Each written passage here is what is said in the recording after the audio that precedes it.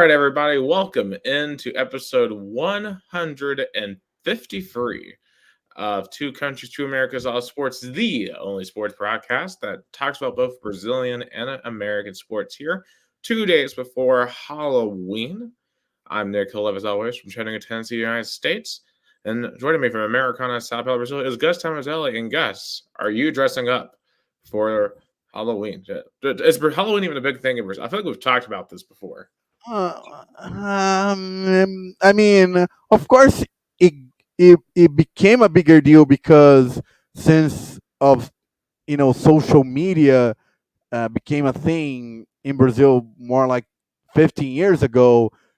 You know, the global traditions, especially from the United States of America, were imported. So I guess now with a lot of people on TikTok and Instagram, you kind of tend to pick on other nations' traditions, especially in the United States of America, where a lot of the cultural, political, and even social issues and traditions are being imported to. So that's why I feel like Halloween has become a bigger deal than it was in the past. Of course, you know, it has the debate. A lot of more hardcore Brazilians be like, we should not care about Halloween. We should not care about a foreigner tradition. We should care about our folk traditions, our characters.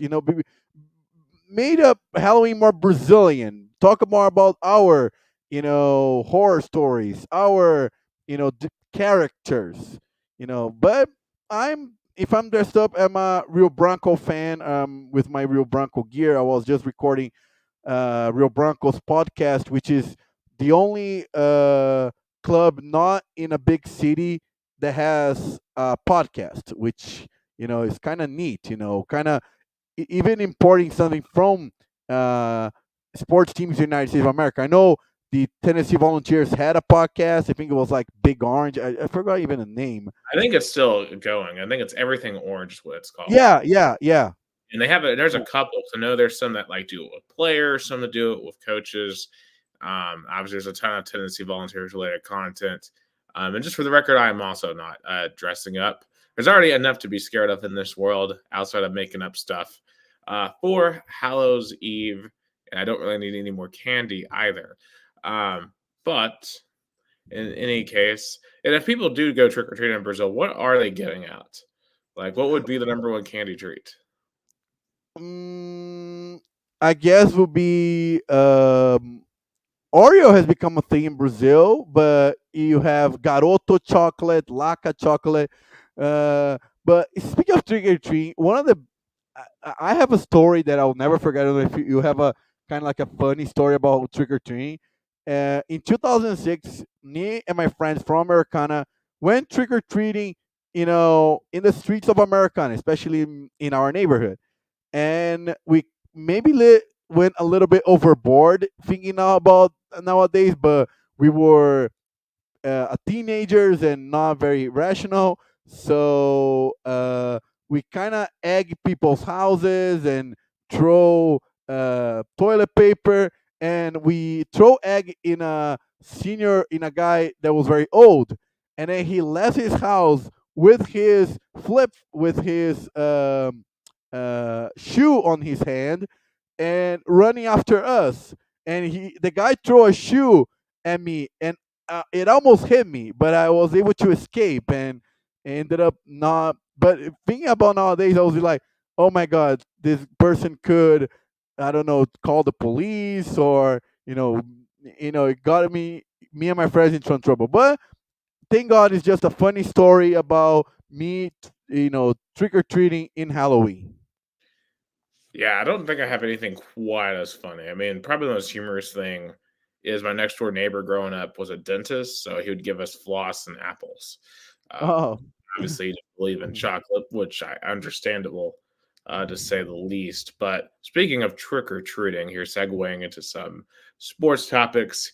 Um, let's just say the Dodgers have been treated and the Yankees have been tricked.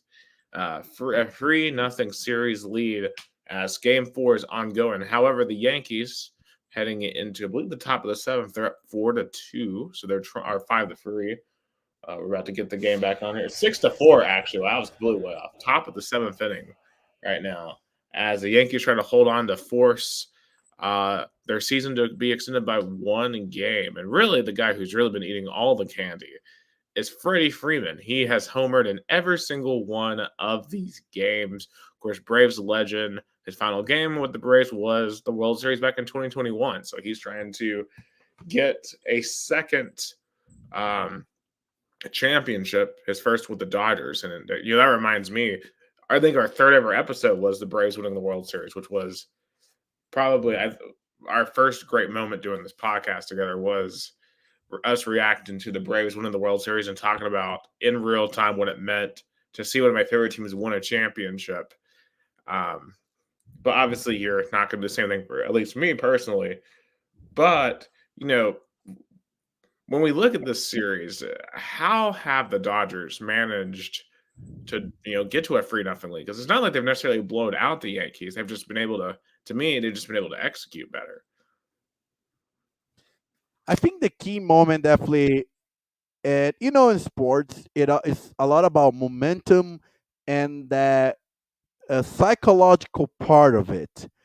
And if the Dodgers would have won Game One in a less emotional way, if it was like a 2-0 win with one run on the fourth inning and another run in the seventh inning, it would be one thing. But the way the Dodgers won in the bottom of the 10th with a walk-off home run by Freddie Freeman, it changed the perspective of the series. It kind of got into the Yankee players and managerial heads. It felt like, because you saw in Game 2 and Game 3 how the Yankees did not have any juice. All the juice were with the Dodgers because of that key pivotal moment. If the Dodgers would have won, if the Dodgers win this World Series, that's what everybody's remember about. Like when Kirk Gibson hit that home run off Dennis Eckersley when the Dodgers beat the Oakland Athletics. And if I remember correctly, that home run did not give the Dodgers the World Series, but it was a key moment. Yeah, to me, I think it's an indictment on Aaron Boone. Like, he wasn't able to get his team refocused, as you said, in games 2 and game 3. I mean, coming back to the Bronx, you have your home crowd, and you can't score until the bottom of the ninth inning. I mean, it's not great. And of course, I think one of the big talking storylines here is Aaron Judge just being atrocious. Of course, he's been notoriously bad in the postseason, but man, like I think a lot of Yankees fans were hoping he would show up in the biggest stage, and he just hasn't so far. I mean, he got a hit tonight, but he's only has like I believe 3 hits for the entire series. Yeah, definitely my biggest disappointment of this World Series is Aaron Judge, because Aaron Judge, it feels like kind of I don't, maybe this will change, but isn't it isn't like Aaron Judge and Lamar Jackson feels like the same player, like great in the regular season, all the records, tremendous player, but when it comes, when it matters, which is January for NFL and October for baseball, both players kind of shrink. I think that's a really good comparison because I think about like Juan Soto on this team. Juan Soto, like, is trying everything, and I feel like he's actually playing decently well, just not getting a lot of support. Because Juan Soto to me reminds me a lot of Josh Allen in that respect, where Josh Allen typically he plays well in the playoffs, but for one reason or the other, just can't get past the Chiefs. No, and it's funny, like when you compare Lamar Jackson and Josh Allen, both are great quarterbacks, and Lamar Jackson is a, as of right now, in terms of stats, winning percentage, everything better than Josh Allen. But both have failed in the postseason and have not reached the Super Bowl yet. But there's a feeling among Bills fans of it's not it's not Josh Allen's fault, or uh, it's not that Josh Allen fluked or disappointed. Is that the team wasn't, it didn't give a good enough, uh, like for example, when the Bills lost to the Chiefs in that, I think was 2 years ago, in that monumental game. No Bills fans blame Josh Allen and blame the defense that gave enough time for Patrick Mahomes to orchestrate one of the greatest comebacks in sports history. And and then you compare it to when the Baltimore Ravens fell apart with the same Kansas City Chiefs.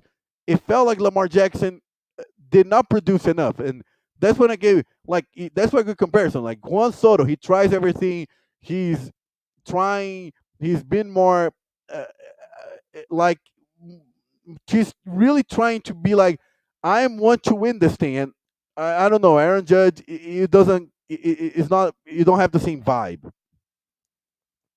Yeah, like there's just no confidence.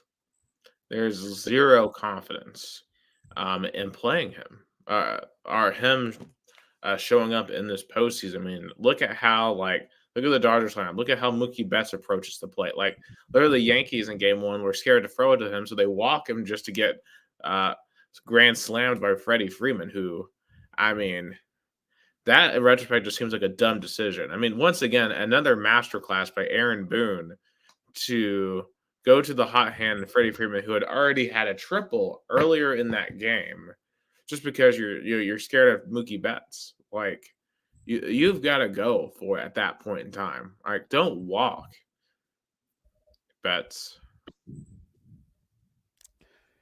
But but in but if you compare, but in the same retrospect, look what you mentioned. Like this Dodgers lineup is going to be compared, for example, to that legendary Yankees roster from the late 90s, early 2000s.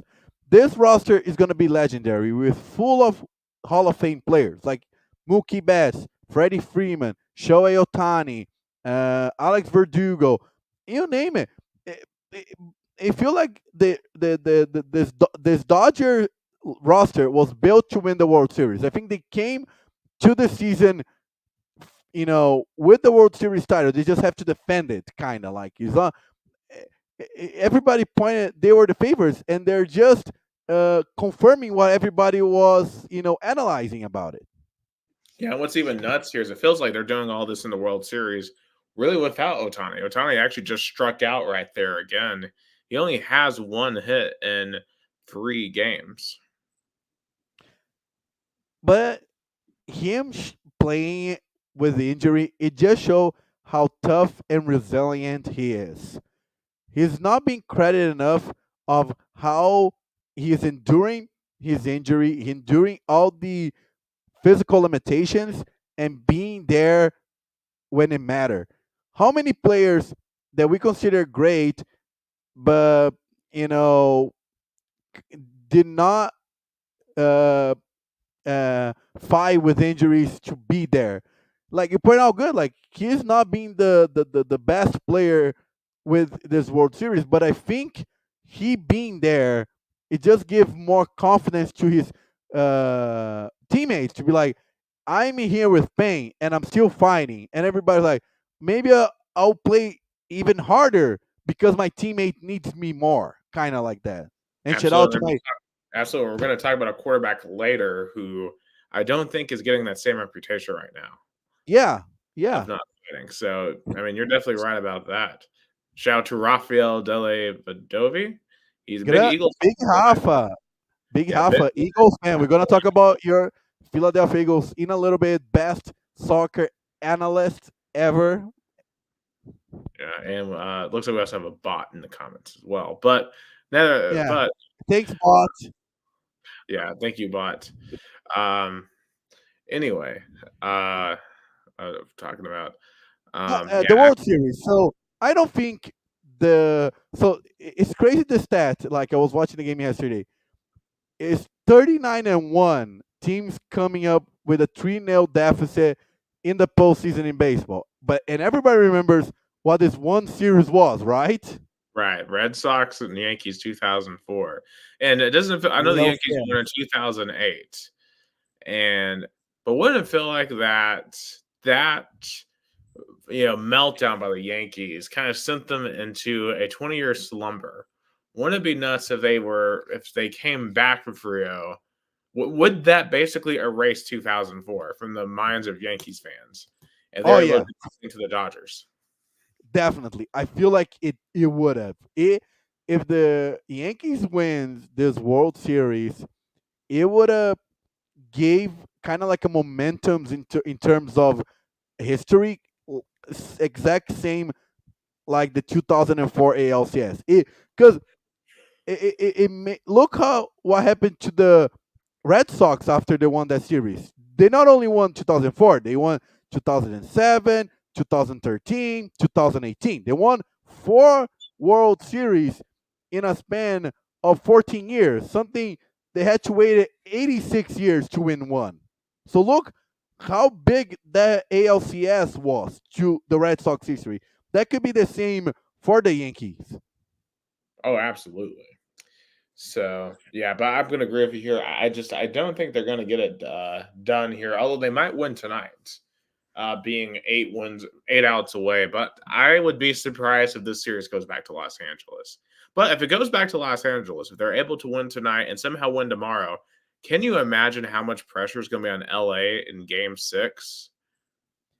Yeah, the same pressure that the Yankees faced in Game 6 in the 2004 ALCS. That Game 6 changed everything because, okay, the Red Sox won Game 4 and 5. Big Papi, tremendous play. Dave Roberts, which crazy enough now is the manager of the the Dodgers, so he knows how hard it is to overcome a 3-0 deficit, and he was a pivotal player. But that Game 6, with the masterclass pitching performance by Kurt Schilling and everything, when that game was over, all Yankees fans know, like, we're screwed. Like, they knew they were going to lose. They knew that Game 7 somehow was going to be a win for the Red Sox. Absolutely. As some Mookie Betts goes down swinging. So we're going down to the bottom of the 7th inning. It's time for the 7th inning stretch in the Bronx. And Um, just a quick update in soccer too. Big game. Semifinals of Libertadores. 80th minute. 35 minutes in the second half. 0-0 River Plate Atlético Mineiro. The first game, first leg 3-0. So it looks like will be at least one Brazilian in Libertadores, but I'll keep up to date on this game as well. yeah, it just seems like the Yankees are going to come back. They're going to have to get something from Aaron Judge at some point. They're going to have to get something. I think for the Yankees to win this World Series, somehow they're gonna have an emotional win on Game 5. Like they're gonna have to be down 2 runs in the bottom of the ninth, and Aaron Judge hits a home run. If that happens, then the whole momentum, the whole energy of the World Series would shift immediately. Absolutely. I think that that would be a really big, as you said, a big momentum shift. I do also just want to shout out to just how big overall has this series been for baseball, because uh, this has so far been the most watched World Series in nearly a decade. And it Yeah, I seems think. like, Go ahead. Go especially ahead. game one, there are so many people talking about it, about that ending of game one. And in fact, not only in the US, but in Japan, they're averaging about 15 million viewers over there No for Oga. surprise, of course, because when the biggest superstar of your sport is playing in one of the biggest league, maybe the biggest league in that sport in the world, of course you're gonna watch it. It's the same thing of Brazilians watching the Champions League when there's a Brazilian superstar player, like it happened to Vinicius Jr., Kaká, Ronaldinho Gaúcho. Of course, Brazilians will be more engaged than if there's a Champions League finals with no Brazilians. I just wonder if there's some folks right now. It's 11:33 a.m. in Tokyo. I wonder if some folks taking an early lunch. Of course, I mean, I know Japanese culture is a little different than a lot different than American culture, especially their work culture is insane. But I don't know how lunches exactly work in Tokyo. But if it's remotely similar to American lunches, there's probably some Japanese fans taking an early lunch. Yeah, with streaming, it's really easy. You know how internet is in Japan even way better than US and Brazil. So I think probably there's a lot of people with their phones, and you know Japan has a big population, so there's probably people, baseball fans, that work at night, work in the afternoon, and they have a chance to witness history. And definitely rooting for Shohei Otani, not necessarily for the Dodgers, because if Shohei Otani wins his first, you know, Major League Baseball title in his first season with a real team, like, of course he's gonna be even more in a put in a bigger like platform. Like he'll be even bigger. I feel like. Right. I don't know why I just Googled Japan lunchtime and they say most take a lunch right at noon. So there you go.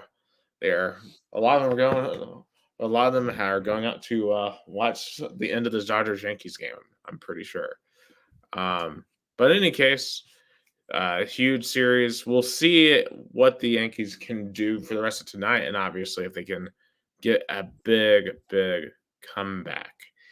I can only imagine if they get to a game 6 or game 7, what those ratings are going to look like. It would be unbelievable.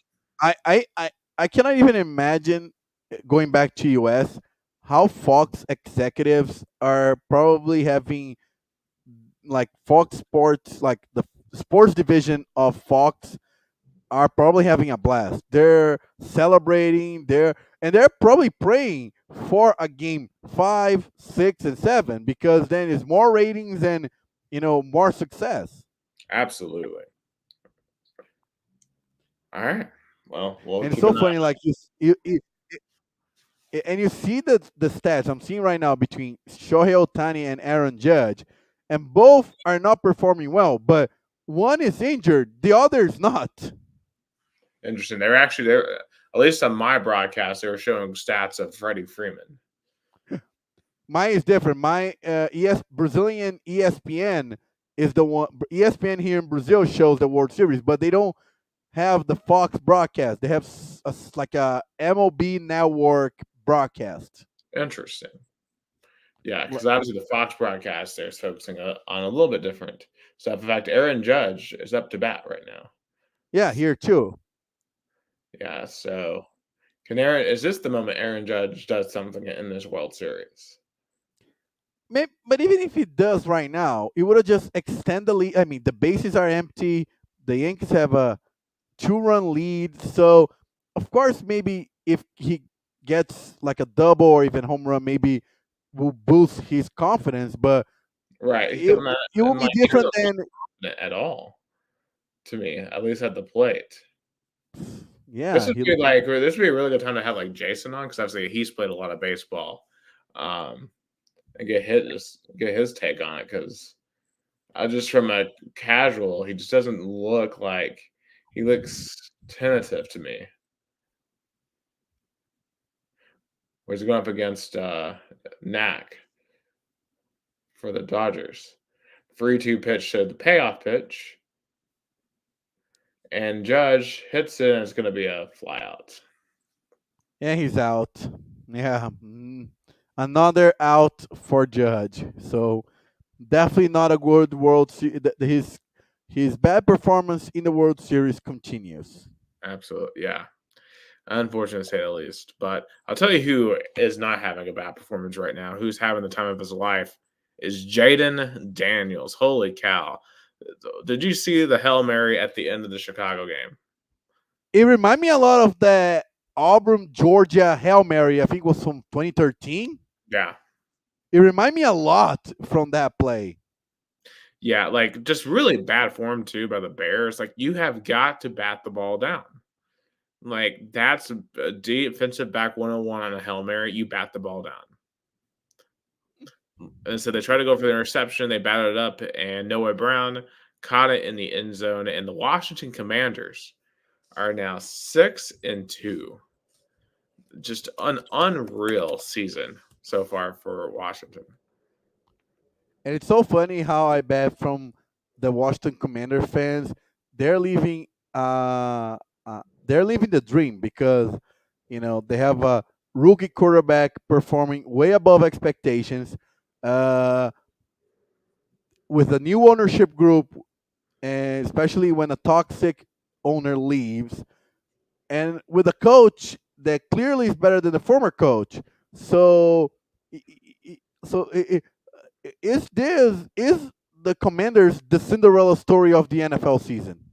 I think they definitely are. And I think there should be a blueprint for other struggling franchises to fix themselves. I can think of one um, specifically. In your state? Yeah, that maybe should take a look at, perhaps replacing the coach, perhaps replacing the GM, replacing the quarterback. Heck, replace the owner. Replace it all. And you see it with Washington just looks like a completely new franchise now. Like, I know Dan Quinn's coached before, right? Like, he coached the Falcons and took them all the way to the Super Bowl. Of course, we know what happened in that Super Bowl. He still got them there. And I think for me, the biggest, I don't know what's a bigger redemption story, Dan Quinn or Cliff Kingsbury. No, and that's why it's a perfect marriage between Dan Quinn and the Commanders.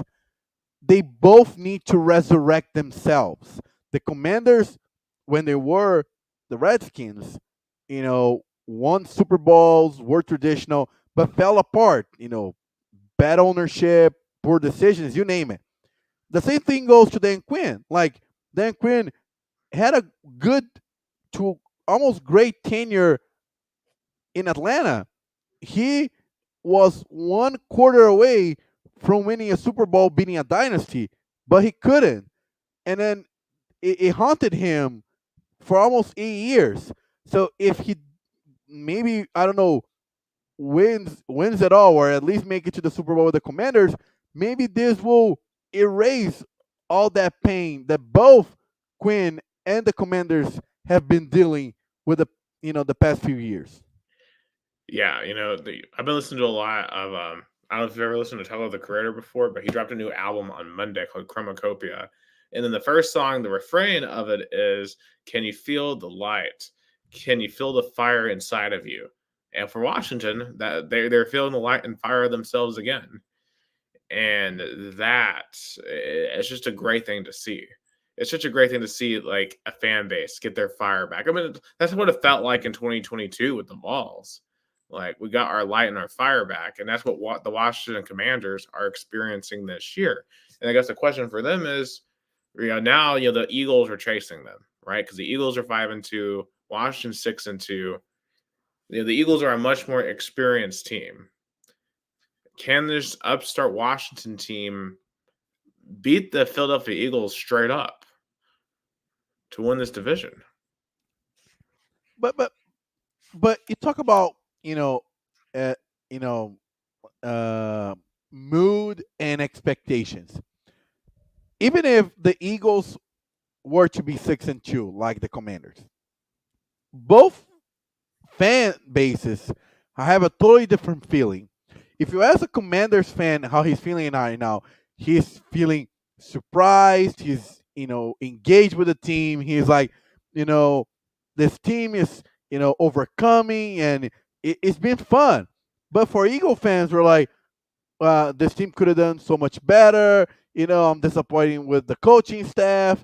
Even the coach himself, the head coach himself, is arguing with us. Fans.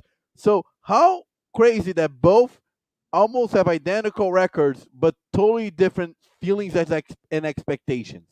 It absolutely is. I mean, the Eagles went to Super Bowl 2 years ago. And not all records are built the same, right? Like, it's like in college. With Alabama, they have 2 losses. Those fans believe it's the end of the world. Meanwhile, Vandy is 5-3, and their fans feel like they're going to the Super Bowl, right? Like, as I said, it's all relative to expectations, and Washington definitely was not expecting to be in this position. And then on the other end too, for the Bears, I mean, yes, this is a very heartbreaking loss, but their defense for the majority of this game did play a just phenomenal game. They had Washington shut down for this game until the very end. And Caleb Williams played a smart game and led a really nice drive there at the end to what looked like a game-winning drive. So Chicago is also a team that I think fans, even though despite the heartbreak of Sunday, have to be overall pretty happy with. Oh yeah, just before we continue with the NFL, Clube Atlético Mineiro is in the Libertadores final for the first time since 2013, tying 0-0 against River Plate in Argentina. Congratulations! I'm definitely gonna talk about it later and everything, but just want to give this breaking news: Atlético Mineiro is in the Libertadores final. But back to the NFL, yeah, for it was painful to watch. Did you saw the reaction of the Bears sideline and Bears quarterback watching that? Like it was Yeah, painful. It was painful. yeah. It, I mean, it, every time something like that happens, the losing team is always bad. I think the most stark reaction was I don't know if you've ever watched Pardon My Take, the podcast on Barstool, but the two yeah, hosts, yeah. the commenter and Big Cat, PFT is a Commanders fan, Big Cat is a Bears fan. So they were watching it together, and of course, PFT started running around, jumping on couches, and Big Cat was just sulking in his chair when they won, or when they lost. So just an absolutely crazy, crazy finish. No, but it was most painful at all was the Caleb Williams reaction. Like so powerless. He did everything he could. You know, this team was winning a game on the road that probably would have, set the team even to fight for a tough division. And then he watched it from his sideline. His defense fell apart, and now maybe setting back the season. Yeah, well, he now knows what it's like to be Aaron Rodgers, circa 10 years ago. Just kidding. But yeah, but hey, he's a rookie. That stuff like that will only drive him. So that's all you really can do if you're the Bears. But obviously, that was a phenomenal win. Now, I'll say a young quarterback that is not having a good time right now is Anthony Richardson. Last year's fourth overall pick for the Indianapolis Colts. And he's been injured throughout this year. Of course, he was injured most of last year. He finally came back the week before last week, did not play well. And then in this game versus the Texans, and keep in mind, this game was for first place in the AFC South. After taking a hit on second down, he did the tap signal on his head, saying, like, I need to come out, which normally you see on like defensive linemen and other places where you're expected to rotate in and out when you're tired. But a quarterback did that, and they took him out, and they ended up losing the game. And he made some just boneheaded decisions. Like, for example, they were trying to drive to tie at the end, and Anthony Richardson, he took off to run, and instead of running out of bounds to stop the clock, he turned upfield to stay in bounds, and the clock kept on rolling. And then on a Hail Mary, where the Texans were rushing two players, he just stands there and gets sacked. And not to mention, after earlier boneheaded decisions that led to interceptions, and at one point in this game, at halftime, Richardson was 2 of 15 passing. And today, the Colts announced officially that Joe Flacco will be your starter for the Indianapolis Colts for the foreseeable future. I mean, this is a disaster. I mean, all the Colts fans I know who have been defending Anthony Richardson up until this week, they're all out on him. Every single last one of them are done with him. They sound like me with Levis, which is hilarious because they've been mocking me up for Will Levis now for a year and a half. But it turns out their draft pick was not any better. So is Anthony Richardson a bust? it started to feel this way because last season, if you remember, when he got injured, Colts fans were like, you know, oh my God, poor Anthony Richardson was having such a great season. If only he'd not got injured, maybe the Colts would have, done better.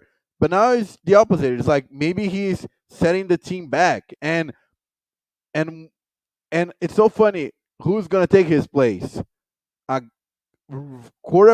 Super Bowl winner, veteran quarterback who has been in this position before with uh you know with another franchise with the Cleveland Browns. I mean, it's just a classic Colts this way. Ever since Andrew Luck, retired in the preseason back in 2019, they've been rotating like one former quarterback after another, right? Like they've brought in Phillip Rivers, Carson Wentz, Matt Ryan, and they really, really, really wanted Anthony Richardson to be that guy to break that cycle. But now they're back on that cycle with Joe Flacco, and it's at the point now where their GM's probably going to get fired over this because this was the Oh swing yeah. to break that cycle and it didn't work. Um, you have to wonder, will Steichen, because I know like Jason and all of his buddies, they are growing very wary of him too. Even though I'll say this, to me the Colts are still really good overall. I think take it from me that it could be a lot worse for Indianapolis. At the very least, the Colts are they're 500. They still have a prayer at the playoffs. Now, do I think they can win the championship? No, but I do think they can at least be competitive, right? Because look at what Jonathan Taylor is doing. Jonathan Taylor is a really, really good running back. Great even. Their offensive line is playing very well. Josh Downs has emerged as the wide receiver one on that team. The defense um, at times has lapses, and I know they have a lot of issues with DC and Gus Bradley, and they probably need to replace them. But at the end of the day, right in the NFL, you got to have a quarterback, and right now, their best option is Joe Flacco, and it'll be interesting to see, like, do they try to draft another quarterback to replace him, or do they go out and try to trade for one? Because they're not really going to be in a position to draft high in this draft like they were 2 years ago to get Anthony Richardson. But it feels like at this point, the situation has gotten too toxic for Richardson to succeed in Indianapolis. Yeah. It got to a point like that. I think there's no coming back. He's gonna be another Sam Darnold, Justin Fields. Like that's what he's gonna be. Yeah. Uh, Promising young quarterback that did not succeed in his first team and is gonna bounce from team to team, but maybe he'll find success somewhere else. Look at Sam Darnold. Like, look how long it took for him to find success in the NFL. I mean, Geno Smith, think about him, how long it took him to find Yeah. success in Seattle. So, but he's So it's going to not have the to end of the learn that. road. It's He's not, going to have to it's learn not that. the end of the road for him. It's not the end of the road. Yeah. He's going to have to learn that quarterbacks don't take plays off in the NFL. You just don't call your number to be taken out. That's crazy. Um, speaking Let's of talk Eagles. Speaking of one of those quarterbacks that's trying to start their careers, Jameis Winston. Shout out to Jameis Winston. What a performance he had for the Browns. Led them to an upset of the Ravens. Jameis Winston had 3 touchdowns, including 2 to our boy VFL Cedric Tillman, who had his breakout performance as a NFL wide receiver. It's kind of interesting, right? Because Jalen Hyatt was a star of that 22 Tennessee team. Because remember, heading into that year, the star wide receiver of that team was Cedric Tillman. He got hurt, I believe, in the Akron game that year and never really returned to his top tier form the rest of the season. Because he didn't play against LSU, didn't play against Alabama, and that's when Jalen Hyatt really took off that year for the Vols. But now in the NFL, Cedric Tillman absolutely blew up yesterday or on Sunday for the Browns. But yeah, Jameis Winston, like he looked. I mean, when Jameis Winston's in control and he isn't throwing interceptions, because I know everyone talks about that he threw 30 interceptions. I believe it was 2018. He also threw for 33 touchdowns that year too. I mean, if Jameis Winston just can take care of the football, I mean, he could do it. I mean, he was setting NFL yard records with a very mediocre Tampa Bay Buccaneer team, I think, a couple of years ago, if Right. I'm not mistaken. Like he was setting records in the NFL. Right. But it's all about not throwing interceptions. And he didn't do it Yeah, here. Although he threw 4 balls that should have been picked off. Let's be completely clear. So I still think there's a lot of turnovers left in him. I think of urinating tree and the turnover bakery that he would play every time when Jameis Winston would throw an interception. You can't bake any more turnovers if you're Jameis Winston, right? Play within yourself, you can get it done. Um, Obviously, I alluded to this earlier. Titans lost 52-14 to the Lions. Yeah, that might, I mean, outside of when they lost to New England 59 to nothing in the snow back in, I think, 2009, that was probably the most lopsided Titans loss I've ever seen, or at least one of them. I mean, it feels like that was their give up game, where the team is just like, we're done on this season. And if the team is going to basically be done with the season, then I feel like as a fan, we're basically going to be done with them too. I mean, it's crazy. Like the special teams, for one, gave their fourth block punt of the year, and they gave up 343 return yards in this game, averaging over 40 yards of return. The Lions did, and the Titans didn't fire their special teams coach. definitely was a humiliating loss for the Titans. I watched a little bit of the beginning and it felt like a competitive game up until the second quarter. Then everything fell apart. And I agree with you, Nick. It felt like this game was like Titans fans, stop having any hope this season. Like, when we play, maybe look at the scoreboard on your phone, but you don't have to engage. You don't have to save money to buy tickets. It Right. kind of like, you know, think about 2025. This year, you're done. I mean, I saw maybe 3 or 4 plays from this game. Obviously, all the stuff I just rattled off is stuff I've heard from the post game because I've got the post game stuff is still pretty funny.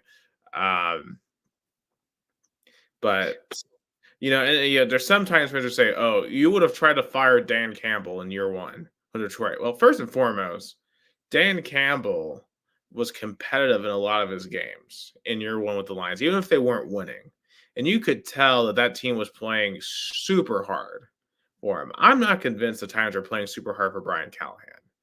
Now, I don't blame Brian Callahan for everything here.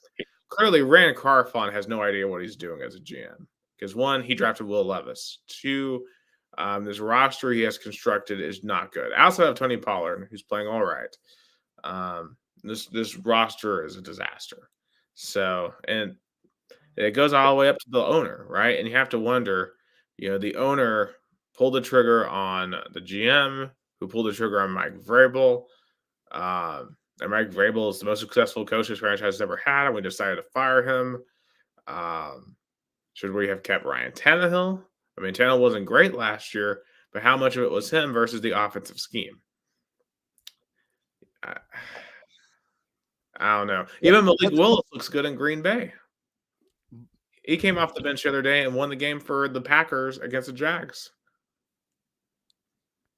but what? What's funny is like how you know Titans and general managers.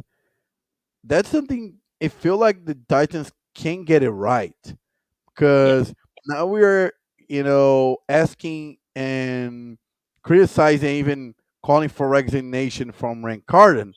But what about his predecessor and that terrible trade that gave it away a key player?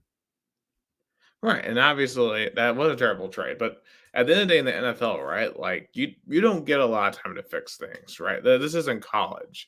You you are expected to at least show some progress in year two. I mean, this year is a lot worse than last year was for Rand. And like at this point, it's almost like, does it even matter until the owner changes? I mean, look at Washington. Things just started improving when they finally got rid of Dan Snyder to go to Josh Harris. It feels like with Amy Adams Strunk, when she inherited the team, she inherited a team that had Derrick Henry. We lucked out and got Ryan Tannehill as a backup to Marcus Mariota, and of course that worked out swimmingly well. We lucked in to get an AJ Brown in the second round, and that's when the Titans were good, when they lucked out on a couple of draft picks. And of course, we didn't re-sign them for whatever reason. I will never understand the AJ Brown situation. Um, but you just have to wonder, from a fan perspective, what have the Titans done to keep their fans? I saw a post earlier on Facebook where Yeah, they're I saw it too. yeah, where they're asking people to pay now like $10,000 for season tickets that used to be like $500 with this product. Are the Titans kidding me with that? Are they kidding any of us? Like, I don't want to pay $10 to watch this team right now, let alone $10,000. I mean, And and you know, I don't want to sound apocalyptic, apocalyptical, or be kind of bringing a more dark note about this, but think about it. When you have a ownership that you know have this horrible team on the field and increasing prices and alienating the fan base, do you know what seems of? Maybe I'm overreacting a lot, but isn't that kind of those moves the kind of feeling of teams that want to relocate? I mean, so when I think about that, right? Like, obviously, one, they're building a new stadium, so with that alone, I don't think so. I mean, two, the Yeah. NFL would be like the NFL really wants to be in Nashville because of the No, market, how yeah, yeah, yeah, yeah. Maybe I'm overreacting, but those moves from the ownership of the Titans is the kind of moves only relocating franchise would have done it, increasing prices of you know for fans, a shitty team on the field. Isn't Mhm. that kind of thing that only franchise that want to relocate would do? Like for example, But what it reminds me of, it feels like the Chargers, you know, yeah, yeah. or the They Raiders, were right? Like, we're gonna get to a point where if we're not already there, where home games aren't really home games for the Titans. Where you know how we make fun of Vanderbilt for having more opposing fans at their stadium than real fans? It's gonna be the same way at Nissan Stadium. In fact, right now there might be a higher percentage of actual Vandy fans showing up to their games than a percentage of Titans fans, because obviously there's no reason to go see the Titans play. And when opposing teams who are good show up, they're going to show up in mass numbers because Nashville is a fun city to go to. And I know certain people disagree with that. I do. I love Nashville. I will defend my home state's capital city. Um, and they're going to come and have a great time in Nashville and see their team get a win. And it feels like with this new stadium, it feels like that's what the main goal of it is. Like when you go to Neyland Stadium, you are there as a Vol fan to root for the Vols. It's not the same way in Nashville with the Titans. And if they're not careful, they're going to alienate a lot of people in the state. Because when they came to Tennessee, it was a much different thing. They were able to connect with people here in Tennessee with like the Music City Miracle, and they kind of felt like a true small market team. And the Titans are getting away from that. They're getting away uh, from really what attracted people to them in the first place. Because again, I remember like coming into Tennessee is hard as a professional sports team because there so much of the emotion is wrapped up in the Vols. But the Titans were able to have been able to carve out their own piece of the pie. But they're in grave danger of undoing all of that. Yeah, it's just unfortunately for Tennessee Titans fans, 2024 is done. Yep. I mean, as you point out perfectly, you better you have a better feeling rooting for Vanderbilt Commodores than the Tennessee Titans. How crazy if we like imagine saying something like that 3 years ago. Like how insane you would have sound. Right. I mean, probably the only time you should go to Nissan Stadium is to go see the Tennessee State Tigers play. Go watch the Tennessee State Aristocrat of Bands. That'll be the only thing worth seeing in Nissan Stadium this year. Yeah, like definitely. Yeah. And also, speaking of experiments that are not going well, I think it's time to have that conversation about Aaron Rodgers and the New York Jets losing on the road to the New England Patriots. They're now 2-6 after firing their coach, trading for Devontae Adams, caving to every demand of Aaron Rodgers, and this team stinks. Like, I think it's a failure. I don't know what else they could possibly give Aaron Rodgers. Aaron Rodgers, he's one of the all-time greats. He always will be one of the all-time greats. But this Jets thing is not going to be a part of that great legacy. Yeah. Oh yeah.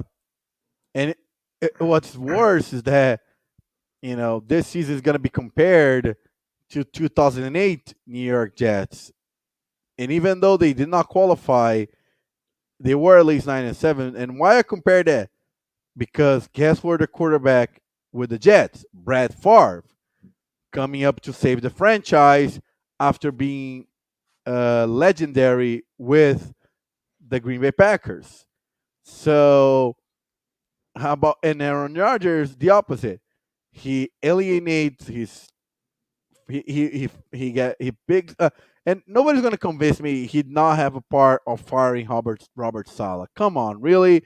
Like he definitely played a part of firing Robert Sala. He was like, you either fire him or me. He came to a point because definitely probably Sala wanted to fire Nathaniel Hackett. He saw the offense wasn't working. He was like, I need a new direction, need a new OC. And then Aaron Rodgers, who loved to protect his buddies, went to be like, if you fire Nathaniel Hackett, I leave. And then the Jets ownership, had to stick with Rodgers because they went all in on him. And then he was like, it's easier to fire the coach who was at least improving the team every season. Of course, he did not make the playoffs, and the Jets is going to continue with his playoff drought. Absolutely, and it looks like, barring a disastrous ninth inning, we're going to have a game 5 tomorrow. Oh Glaber yeah, Plus, free run homer, and they are dousing each other in beer in the Bronx. It's 10-4, Yankees. yeah. Jets fans are celebrating the New York baseball team because their football team, it was ridiculous, Well, ridiculous, unless you're ridiculous. Mets fans. Even a Mets fan. I'm a Mets fan, and I was proud the way the season ended. We knew that we weren't up to the Dodgers level. Like we were competitive, and we overcome so much, beating beating the Brewers, beating the Phillies. Like it's different than the Jets, who again 13 years without making the playoffs. 13 years not making the playoffs. The Browns went 0-16 and made the playoffs during that time span. The Jets didn't. And I don't see in the horizon in the near future the Jets making the playoffs. Yeah, clearly this is they need to get rid of Woody Johnson or just kind of wait until Woody Johnson's no longer in the picture Yeah, I situation. agree. I agree. Which is Because unfortunate. I don't want to wish Will ill on the man, but he's not a very good NFL owner. what's sad is that I still have a feeling that the Jets could have built a dynasty or at least kept it if only they would have made the right moves after they lost in the AFC Championship to the Steelers. I don't know. They blew like that 2011 season was magical. I remember. It still baffles me that the New York Jets defeated Peyton Manning's Indianapolis Colts and Tom Brady's New England Patriots that playoffs. It's still no other team done that. Yeah, I mean it's like the 2019 Titans, right? Like we beat Tom Brady's last game in New England, then go knock out Lamar Jackson with the number 1 overall Baltimore Ravens. and fall a little bit short to Patrick Mahomes. And it's like, when am I going to see that again for the Tennessee Titans?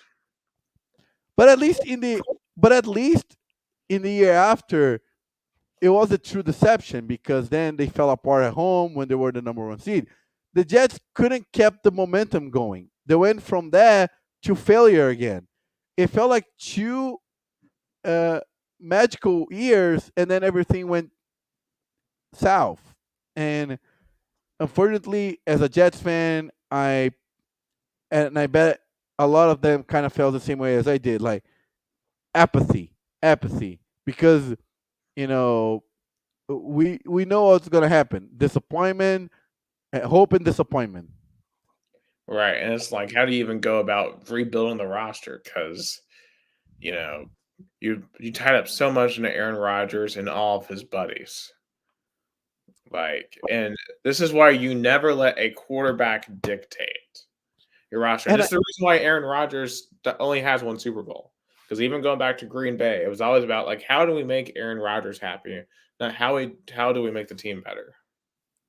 can we all agree that Aaron Rodgers is the toxic girlfriend of the NFL? Yeah. Because when you have a toxic girlfriend or boyfriend, your main your the relationship becomes, I need to make this person happy, and constantly try to validate them and make it work. But you keep being miserable, and at the end of the day, you are trapped. And that's what the New York Jets feels right now, trapped in a toxic relationship. Right. And they might be fun for a little bit, but eventually it goes downhill. Yeah, that loss, it was inexplicable, losing to the New England Patriots. That for me was the end of the season, because if they would have won on the road against a team that, year in, year out, always beat them. Because when you bring Aaron Rodgers, you're like, okay, now we have a quarterback that we can at least dominate the Patriots, who is in a probably long rebuild, and still you lose to them. And this was the first win of the season in Foxborough for the Patriots. Absolutely. Shout out to Marcelo De Sena. Just kind of reading, or trying to at least uh, translate some of his comments here. I think he's asking us, do we think that we're going to get another game in Sao Paulo, or are they going to go to perhaps Maracanã? Yeah, that was the question. So for me, I mean, I feel like definitely the NFL. But if you think about it, maybe they'll keep in São Paulo because now with London and Germany, they didn't went to different cities or stadium. They kept in the same city, in the same stadium. So maybe, but I think it's going to be a long time for another NFL game in Brazil. I think they're going to explore other markets. Try another one in Mexico, another European game in another country. I think they liked the Brazil experience, but they're like, maybe we're gonna wait a few years to try it again. Absolutely. And he's also asking a question about the Orlando Magic. And something about 1,000 reais. I'm not exactly sure what he's asking. So Could be uh, Porcos. he was saying that he saw in an official NBA store a historical Orlando Magic from the Shaquille O'Neal era that was in the range of 1,000 reais. That's Oh, what he's wow. saying. Which in But America, that'd be like $5,000. Or maybe yeah, $200. yeah, yeah, it's $200. He's saying 200. he's 200. But back to what we're saying about the New York Jets. I think the Jets are gonna have to make a decision. Are they gonna keep validating Rodgers until you get tired of him, or you get rid of him, endure the pain? But I think at the end of the day, the Jets are gonna be enduring the toxic relationship until the boyfriend or girlfriend get tired of and leaves. That for Aaron Rodgers will be retiring. Right. And he's technically under contract for next year, but they can release him if they want, but they would only Uh, lose 25 million in cap space, but open up a lot of cap space down the road. yeah, I don't know what they do. I mean, they did draft Jordan Travis, so maybe you elevate him. We've seen how bad Florida State is this year. So Jordan Travis clearly meant everything in the world to that team. So could that translate to the next level? We don't know, but yeah, it's going to be a rough couple of years. I feel like for the Jets, to say the least. Last guy I and, wanted and to bring. Oh, go ahead. and it's so funny how the headlines of Aaron Rodgers are his diet, where he goes for vacation or retreats or whatever. That's what baffles me. Like you don't see any headlines of his football accomplishment. It's all his outside of football that makes headlines. Right. So I just typed in Aaron Rodgers. Hold on, I'm going to share this real quick, just to show you what is the first thing that comes up when you type in Aaron Rodgers goes to news. Something about Shailene Woodley. Like, once again, not about football. Yeah, And like, you got Aaron Rodgers saying hopes to be back to my faster than God chose speed. What? Like, what is he talking about? Or like but reveals his new fountain of youth recipe for recovery between games?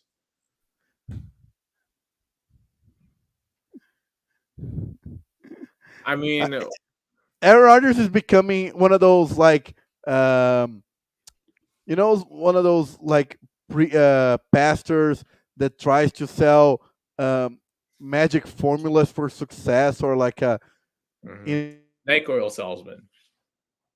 know he's becoming.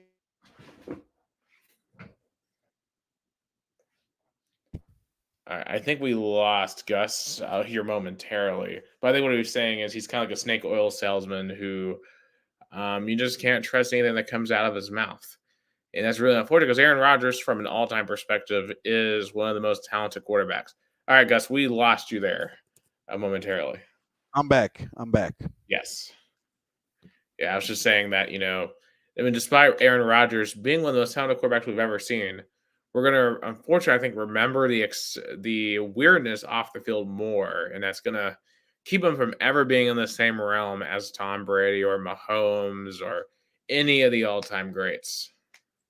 The other Yes. thing, Yeah. Patrick Mahomes, you don't see him doing crazy stuff off the field. Like, if I type in Patrick Mahomes and the same thing, I'm curious what comes up. I think his wife's having a kid soon, but outside of that, so yeah, like one of the most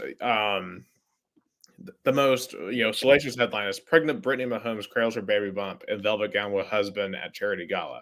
It's really him just being a family man. I think there's something to that because Aaron Rodgers does not have a family.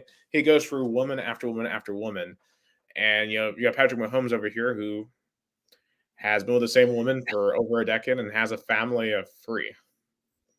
I'm not saying that that is everything, but I think there's something to that. Yeah. Yeah. I would agree. Of course, you can point out that Joe Namath kind of was, but yeah, that's true. Like he only won one Super Bowl, and he was kind of like a diva quarterback, kind of like Rodgers. Yeah, that's true. Like you tend like Tom Brady while he was married to Giselle, he was a successful quarterback. So that's another good example. But in terms of overall performance of the New York Jets, it's just disappointing. And I was expecting more. I was expecting this team to be at least 4 4-4, Yeah, 4-4.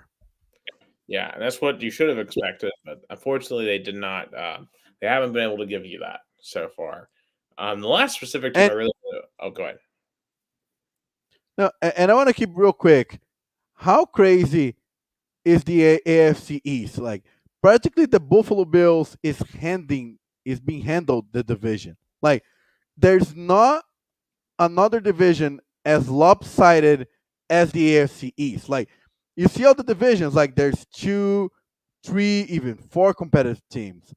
In the AFC is the Bills, and that's it.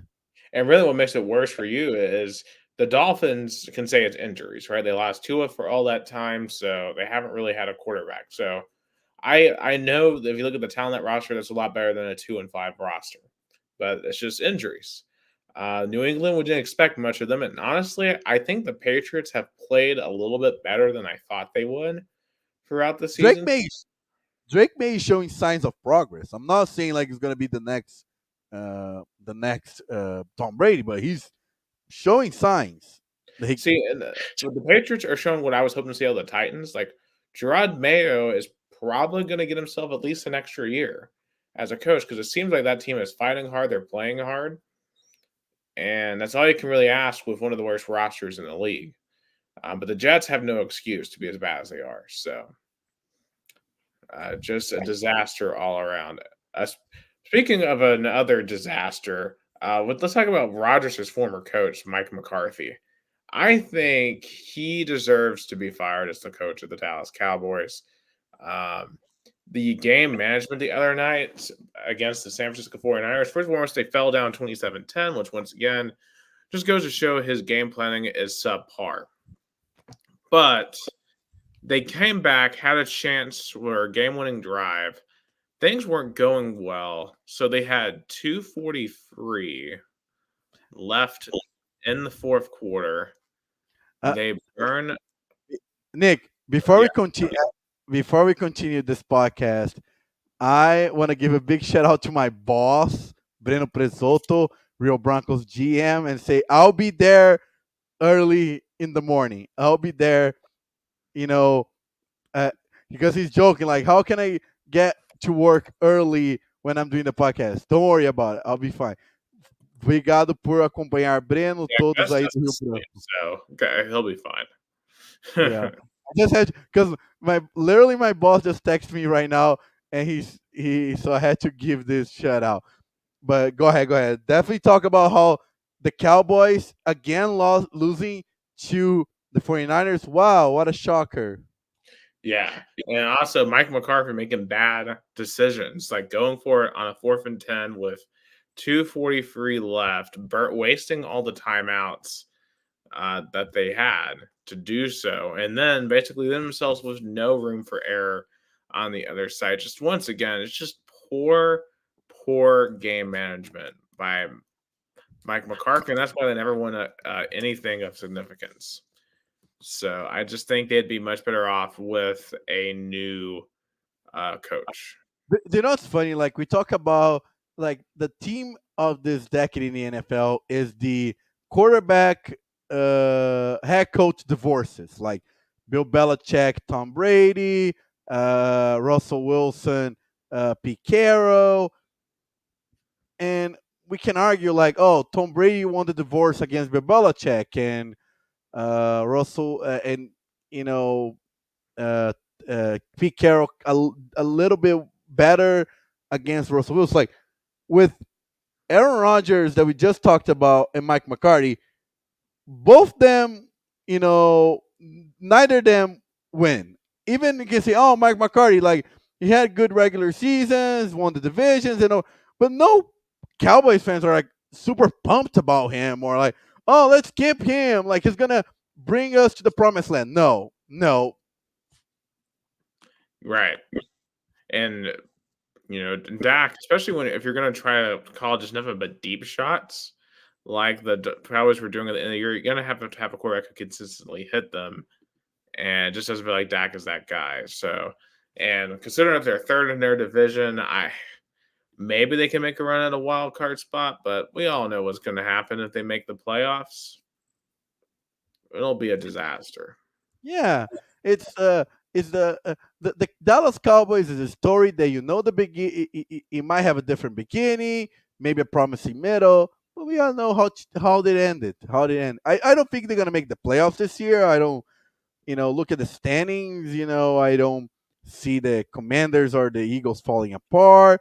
Like you have the NFC North that at least two teams are gonna make it. You know, you know in the so definitely I don't see the Cowboys making the playoffs this year with Yeah, how and the NFC the NFC is loaded like compared to the AFC. Like the NFC is loaded. Like you only have one, two, three, four teams below 500 compared to the AFC where you have one, two, three, four, five, six, seven, eight. it's absolutely nuts. These are the right now the four division leaders in the NFC: the Lions, the Commanders, Falcons, and Cardinals. Did we ever think we'd have those four teams at the top of this division, at the top of that conference? I Be- mean, that's just be- insane to me. it's insane because the NFC overall has improved. The teams, even the bad ones, improved. Commanders, Lions, Falcons, Cardinals.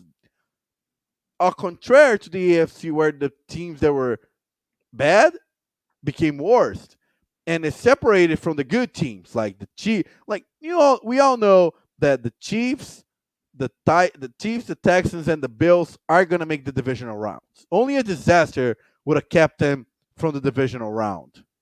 Like in the NFC, can you really guarantee that the Lions are gonna be in the divisional round? Can you really guarantee that the Eagles are gonna make the divisional round? No.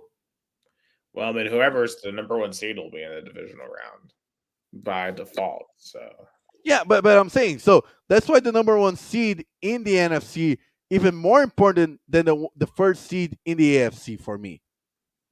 Because of this, that's your argument for sure. Of course, Lions have that right now, NFC, and the Chiefs have that in the AFC. All right, let's pick some games for week number 8 or week number 9. Week number wow, 9. we already halfway. We are more than a halfway through the season. That's Yeah, insane. that's absolutely wild. All right, let's pick. So on Halloween night, the Texans go to play the Jets on Oh, Thursday Night Football. oh my God, it's crazy how I imagine in New York, how many of the Jets fans are going to be like, you know what? I'm fine. I'll go to a Halloween party in New York. Of course, I would have loved to go to watch the Jets paying $16, but we all know the Texans are gonna win it. It's crazy that the spread is New York Jets -2. Like, no, I think it's because the Texans, they lost Stephon Diggs injury. They don't have Nico Collins right now. So I get it from that standpoint. And that's why honestly I'll take the Jets here just because the Texans are running out of receivers. I still take the Texans. If if Stephon Diggs were available, maybe it would be by 2 touchdowns, but maybe it'd be by a field goal. But I'll still take the Texans. Yeah, and I I gotta have say no. Diggs, it's a really bad injury because not only he's out for the rest of this season, this is a contract year for him too. So it's really gonna hurt his value on the open market. And it was bad that he left Buffalo for the Texans to be like, I can prove myself. And now, yeah, I feel bad for him. Absolutely. All right. On Sunday, 1 p.m. game, we got the Cowboys at the Falcons. Falcons for sure. Yeah. Even though the Cowboys are playing better on the road than at home. I mean, the loss against the 49ers was the first loss on the road this season. Mhm. So and the Falcons are below 500 at home. So I mean, but still, I'll go with the Falcons.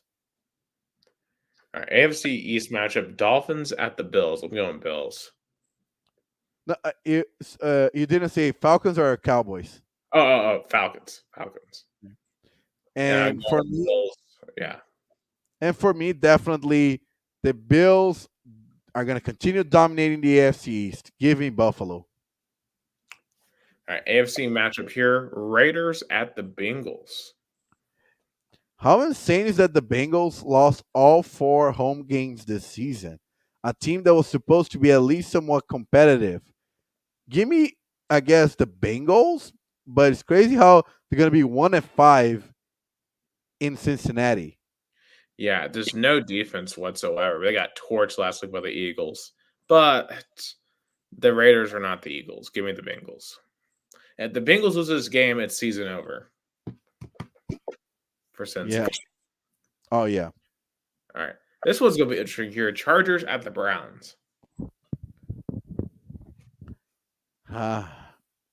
Give me LA. I'm gonna go the Browns. This feels like a Chargers game to lose.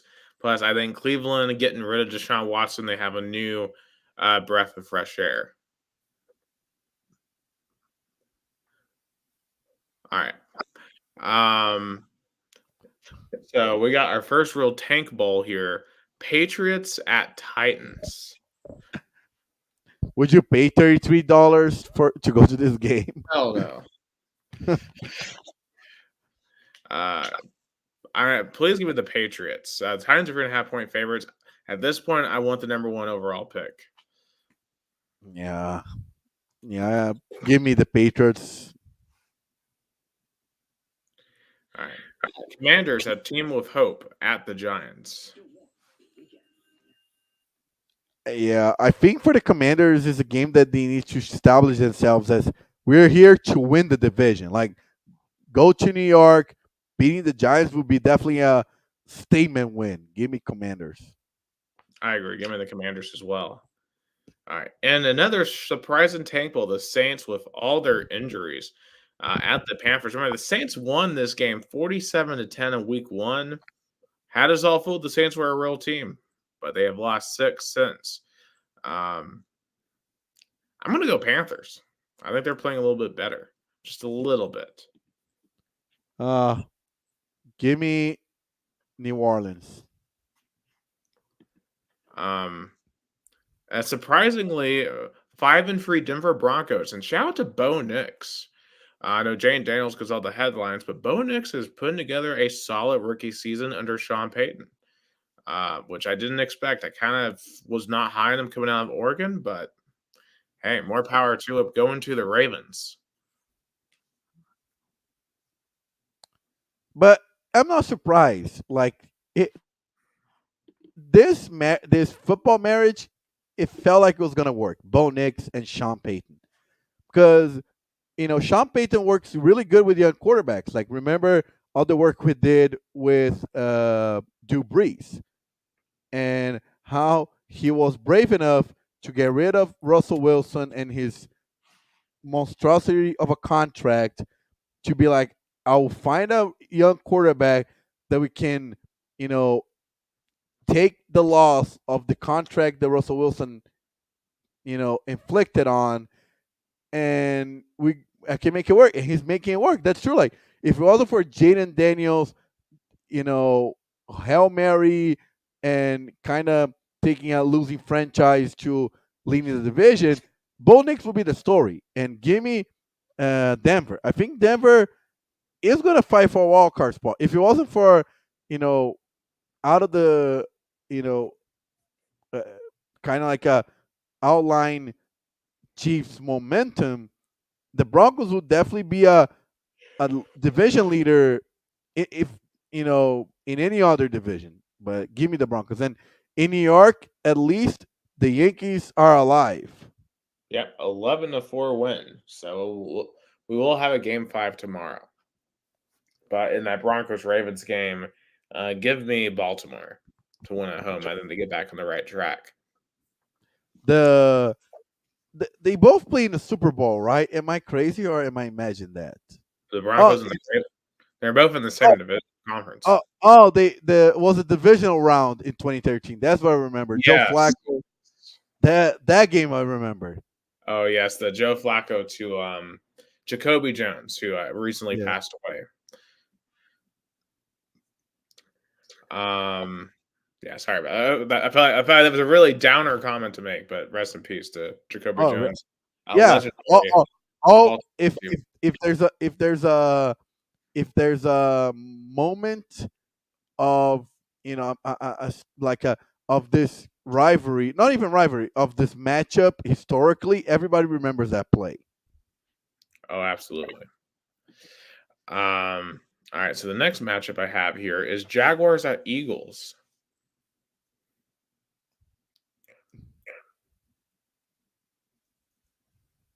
Doug Peterson versus the team he took to a Super Bowl championship. And how disappointing the Jaguars also, giving up big contract to Trevor Lawrence and not seeing any progress. Give me Eagles.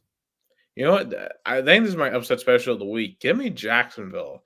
I know the Eagles are 5-2 and they're coming off their best performance of the year, but as we talked about a bit earlier, I still think there's a lot of tension in Philly, and I could see this being one game where that tension gets to them. Wow, what a bold prediction. Absolutely. Uh, this one's gonna be interesting. We got 4-3 Chicago Bears going to the number one team in the NFC West, the 4-4 Arizona Cardinals.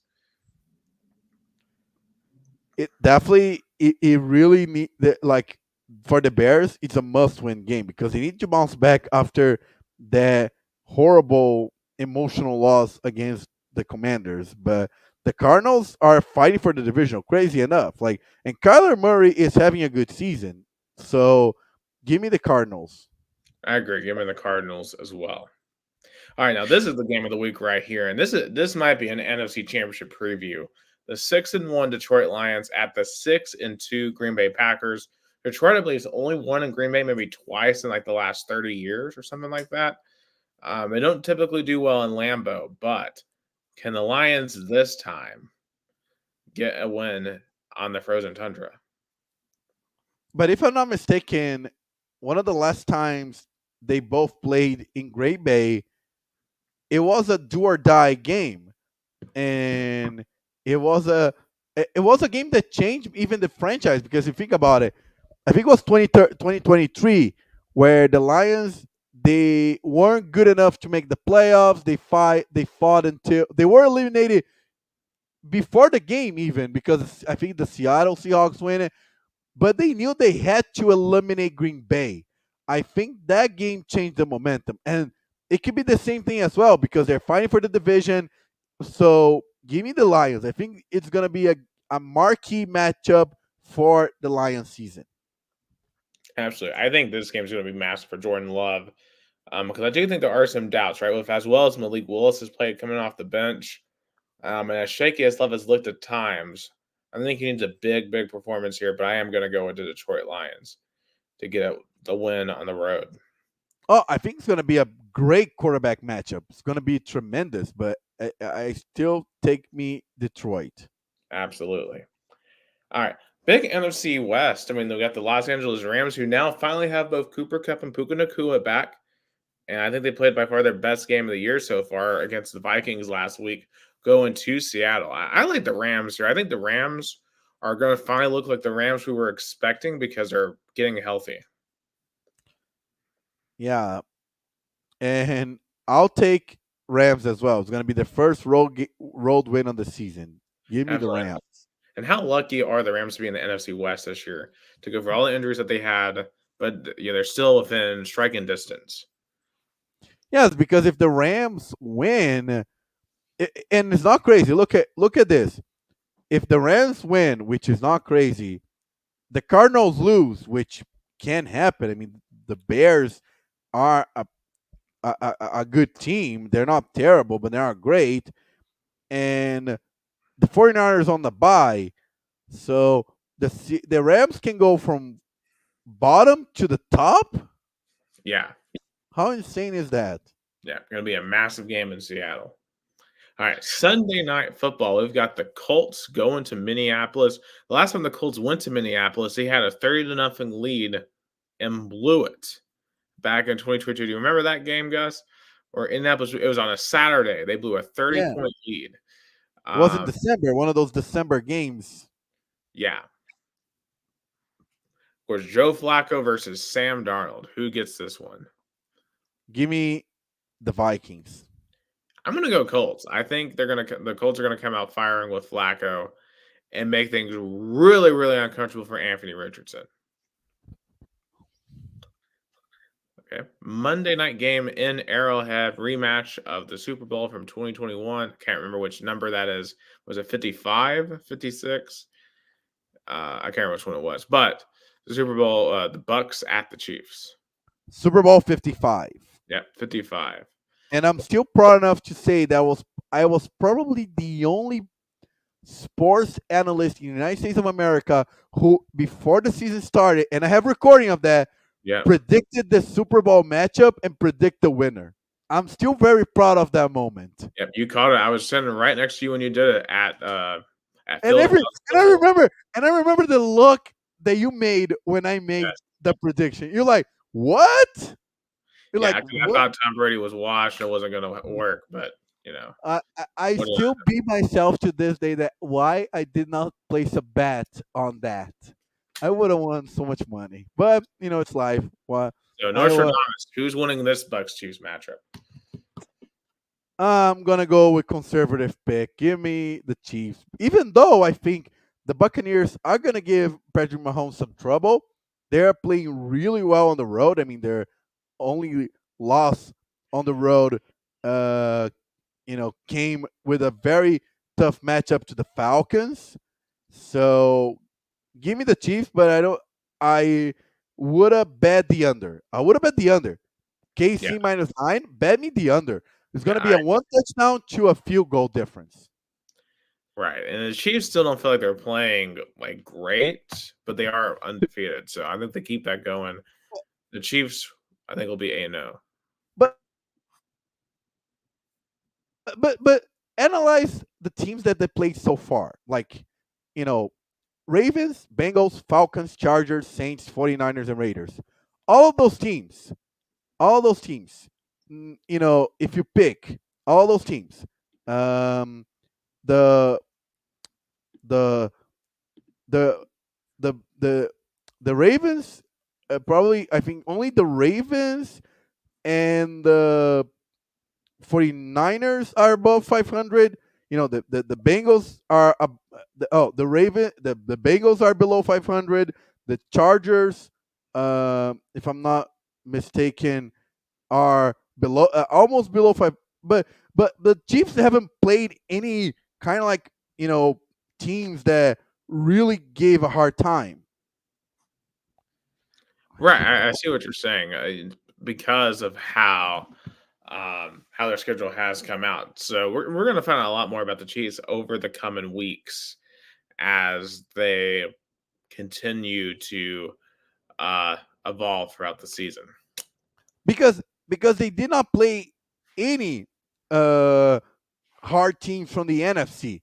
They haven't played the Lions or the Packers or the Commanders. They play average to below average teams. It feels to me. Right. Well, obviously, if they're going to go and free-peat, they're going to have to beat some really good teams to Oh do. yeah. Hmm. All right, let's switch gears here and go to some college football. Now, I will be honest, this college football week was kind of quiet, I feel like. Not a ton of crazy things happen in terms of like of upsets. Perhaps the biggest storyline is Texas A&M taking sole possession of first place in the SEC. They defeated LSU, had to come back. They were trailing at halftime, and they had to bench Connor Wegman, who was their starting quarterback. He was awful. He only completed like 5 passes in the first half. Ended up 6 of 18 in the game. They put in Marcel Reed, and that offense completely changed in the second half. And that crowd at Califield was going absolutely nuts. And LSU kind of melted down. Their special teams were absolutely horrific. They couldn't snap the ball to kick field goals. And to me, once again, it just shows that Brian Kelly is an unserious coach who's never going to win on a big level because his teams in these spots tend to melt down, going back to Notre Dame. And now what we see here at LSU, Texas, just another disaster class by Brian Kelly's coaching staff. And Garrett Nussmeier was amazing in that first half, and he just completely melts down the second half too, because I think a team takes after their coach. And to me, Brian Kelly just cannot handle the heat when it gets turned up at all. But you gotta like really shout out Mike Elko though, and what he has done for the Texas A&M program. Because think about 1 year ago, how disillusioned Texas A&M was with Jimbo Fisher, and how mediocre that team was despite all of the talent that they had. And it kind of reminds me of what I believe Josh Pate said. It's Texas A&M is a Ferrari that you just need the right person to turn the key with. And I kind of have my doubts about that because I know A&M has a ton of money, right? There's a lot of billionaires in Texas, a lot of very rich and powerful people who, who donate to Texas A&M. But Texas A&M hasn't won a national championship since 1938. They haven't won a conference championship since 1998. To me, they're in the shadows of the Texas Longhorns, which I know would very much offend some of the folks in College Station. But hey, if you look at this team, they are extremely talented. And hey, they're the only team left in the SEC that has not lost a conference game. Now, for um, for Texas A&M, now like have got 3 games remaining. Can they survive them? Gus, do we have you back? Yes, I'm here. I'm here. Sorry, Yeah, doing some cramps, but um, I mean, if you think about it, we all forget because of how terrible this team played under Jimbo Fisher, but they had good recruiting classes. They had good players coming. They just need the proper guidance and proper coaching. Like it finally paying off all the recruiting that A&M had over the years. Finally, that's what we expected to see 2 years ago. it absolutely is about time. Now, my question for them moving forward is who's your quarterback going to be? Are you going to stick with this Marcel Reed right off the bench? Are you going to go back to Wegman? Because, Marcel Reed only completed 2 passes in that second half, and they didn't need to throw because LSU forgot how to defend the run, which once again goes back to Brian Kelly, who I've seen what I've needed to see from him. He's never winning anything big at LSU. And it's just funny how Brian Kelly came to the SEC as this really big time coach, but Notre Dame kind of tends to masquerade. Like if you think about it, Notre Dame is independent. They pick and choose who they played. So for a coach, he kind of hides any like real deficit when you can because Notre Dame is the only program in college football that really controls their schedule. They pick who they play because they are not in a conference. So this tends to masquerade really uh, not a good coaching. Oh, absolutely. And look at Notre Dame right now. Well, and I want to bring that up when we get to the playoff picture. Um, but yeah, in terms of A&M being a real title contender, ask me again in a few weeks after Texas, because that game will tell us everything we need to know about A&M being a true contender um, before the end of the Yeah, year. and speaking of which, I gonna put it on the screen. I saw in uh, on Brazil ESPN of all places the college football playoff projected bracket based on the current AP poll, and because like it's so funny that we have to remember this new format and the projections and how crazy though the current projections are. Like I'm gonna share in just a second. Right, and I'm gonna actually share my own because I've been Okay. making my own personal projections too. So I want to compare my projection. So I'm bringing it up to. So I just sent it to the group chat. My personal projection, how I would seed versus their seeding, and we can compare and contrast. Yeah, it's not loading, so so the seating for the current AP poll are so you have Oregon going first seed, Georgia second, Miami third, and BYU fourth. Of course, a lot can change because those four, 1 to 4 seeds are decided with a conference championship. So All right, you see if you know, can pull that up. yeah, now I can. Thank you. Right. And they're going exclusively off of rankings here. Yeah. So what notes right here. And I don't. I'm going to reserve comment until I show my own personal rankings. Um, so they have. So they're not even going to pick between Clemson and Indiana and Iowa State, which is interesting.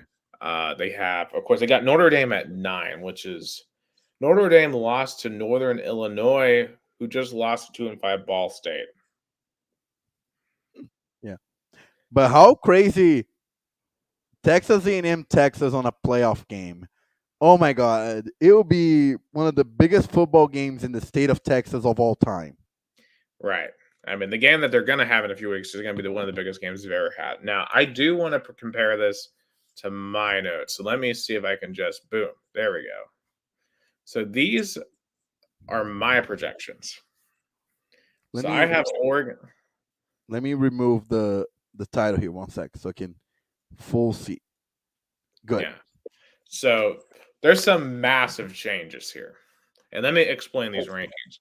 Obviously, Oregon won. I don't think there's really an explanation there. I think everyone should probably have Oregon at 1 right now. I think so far they have the best resume. They beat Ohio State.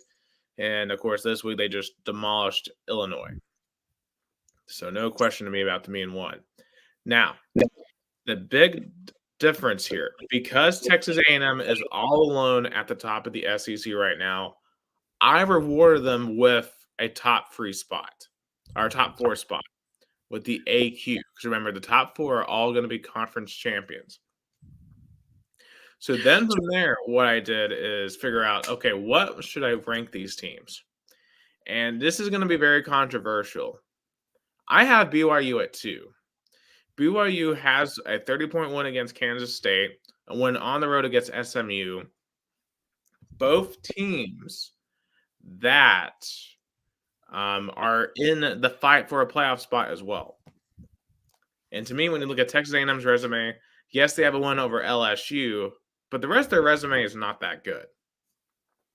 And of course, A&M lost at home to Notre Dame, who has a really embarrassing loss to Northern Illinois, and LSU has a really embarrassing loss to USC, who is now 4-4 and has lost on the road to Minnesota and Maryland. And then you might ask, well, why do I have Miami all the way down at 4? Well, Miami's best win is Florida. Miami has no ranked wins whatsoever at all. In fact, they will not, at the end of this regular season, have one ranked team on their schedule. And I just think the ACC as a whole is the worst conference. So I have them at 4. It's so funny how I think, again, if this was a 4-team playoff again, I would have been inclined, or the committee would have been inclined to leave the ACC off again.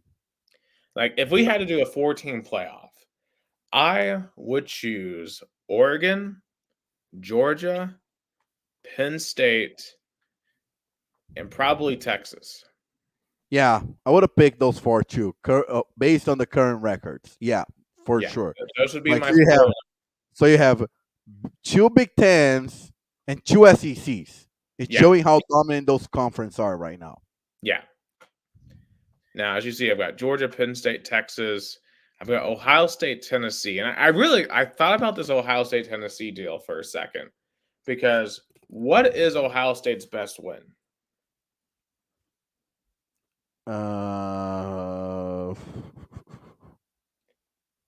Maybe. Go ahead. Probably Nebraska? Yeah. State? Like, they don't have any good wins to this point. Yeah, they're on the same kind of pickle as Miami. Yeah, now they did lose to number 1 Oregon, so by a point on the road. So I'm not going to punish them for that loss. So for Tennessee, we have a win against Alabama. But we also have a loss at Arkansas, who's undefeated. So, or unranked, sorry. I wish they were undefeated. So I really struggled with that one. I gave Ohio State the nod just because Ohio State's probably looked a little bit better. But I don't know. Like and think about Tennessee at Ohio State. How crazy of a game that would be. Oh yeah. Am I No, crazy for, like, being semi-confident? Like, I feel like Tennessee could get out of that oh between yeah. Oh yeah.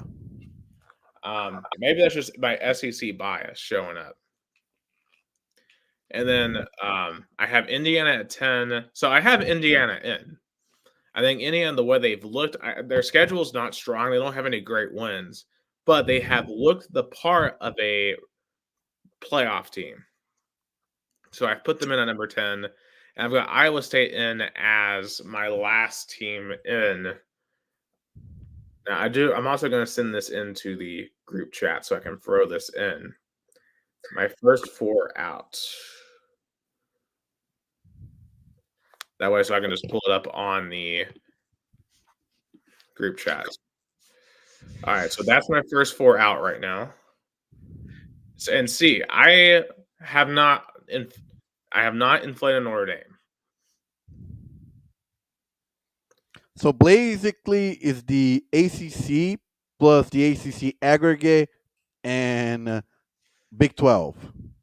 Yeah, and then these are the next four out.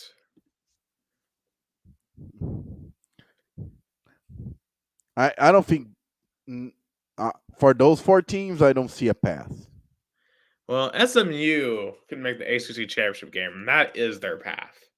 Yeah, but Bama and LSU, I just don't see them.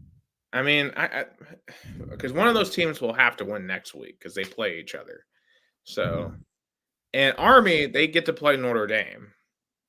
So if Army upsets Notre Dame, then I think they'd effectively knock out two teams. They would knock out Notre Dame and Boise State, which is crazy. So anyway, so that's kind of what I'm seeing. This Army Notre Dame matchup, because of the new format, is going to be really important. Oh, absolutely. Man, so just another reaction real quick. Texas barely survived Vandy. I mean, shout out to Vandy. Vandy is a legit team this year. Which makes me nervous as a Vol, but we'll have to deal with them when we get there. But Texas, they took their best shot, but survived, and that's all you really can do in this season of the SEC. Yeah, I think Vandy fans are really proud of their team. Like even this loss is like, we'll take it. This game in the past would have been a beatdown, and we survived, and we beat the number one team in the country. Like for Vandy fans, they could lose all the remaining games of the season. They are probably they're living the dream. Yeah, so they're definitely living the dream, and definitely kind of having a good season so far. Other interesting points from the last week of college football. I want to point out as well, like Florida State. I mean, what a season to forget! Another loss, 36-14 against Miami. They definitely. Florida State fans are definitely want the season to get over as soon as possible. They're like, we're done. We don't care about it anymore. We can't take this season in anymore. Shout out as well to Ole Miss. Great win over Oklahoma. I mean, Oklahoma, that season is done. So I was pointing out some of the wins. Yeah, and I heard you talking about Florida State, who now is 1-7, so they can't make a bowl game, which is, I mean, this has to be one of the biggest collapse of a team I've ever seen. Going from we were arguing about whether or not she's made the playoffs last year to just total disarray, and like they've lost all their recruits. They're like 50 from recruiting right now. Mike Norvell should be fired.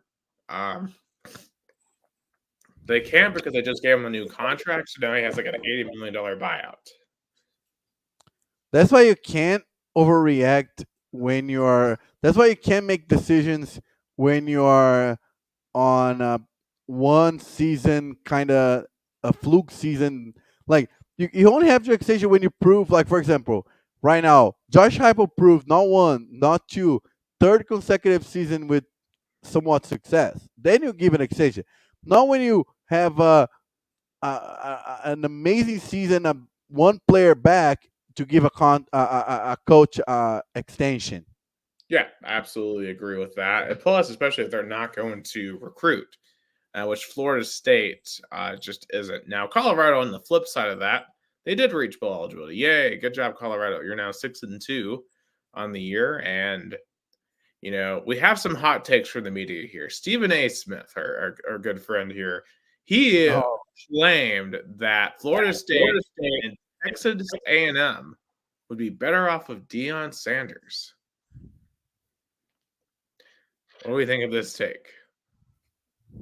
Really? I mean, Deion Sanders is a somewhat competent for college coach. I'm not saying that, but I mean, I wouldn't make that argument if last season he would have make bowl eligibility, and then this season he would be like 7-1 or undefeated. Then I'd be like, okay, fine. But he's in the average kind of group of college coaches. Like he's did not show anything special. Like, and I want to see when his son leaves for the NFL. Then if he's gonna stay, and if he stays, then he's gonna prove that he's really a good college football coach.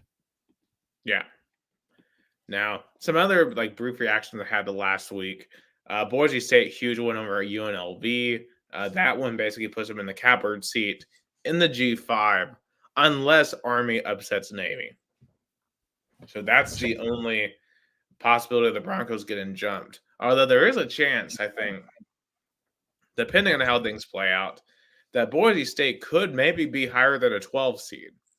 So just depending on how high up can they get to like an 8 maybe? Very, very slim chance of that happening, in my opinion. But I think there's an outside chance of that happening. I mean, their only loss is to Oregon. So by 3 points, which is very impressive for a G5 team. Um, BYU continued to roll over UCF. They were underdogs in that game. Told you last week that was baloney. And BYU wins another big game. SMU and Kansas State, those two teams were so fortunate to win this past week. They both had to escape barely, but they win. They keep their playoff hopes alive with those wins. Kansas State. I mean, the MCMU should have lost that game if it wasn't for a kick blocked when time expired. Yeah, like Duke gave this win for SMU. absolutely. And if SMU makes the playoffs, it'll be because of that game. Oh yeah. All right, let's look ahead to this week. What are some underrated matchups? I mean, first of all, like this week 9 definitely, as we were talking before the pod start, definitely was the most average week, no big matchups. But this week, I want to talk before the underrated matchups. Finally, we're gonna have another big game, and again, so funny. Like Ohio State is like me on the road against a top 4 team. Come on, so what a matchup! And it's just sad, like it's so unfair that this is a 1 p.m. game. This should have been a night game. Like Penn State night games in this, it's so magical. Why put it at 1 p.m.? Why? Well, thank the TV contracts for that. The big noon that Fox And does. I guess it's fair, but it's just like you have to agree with me, Nick.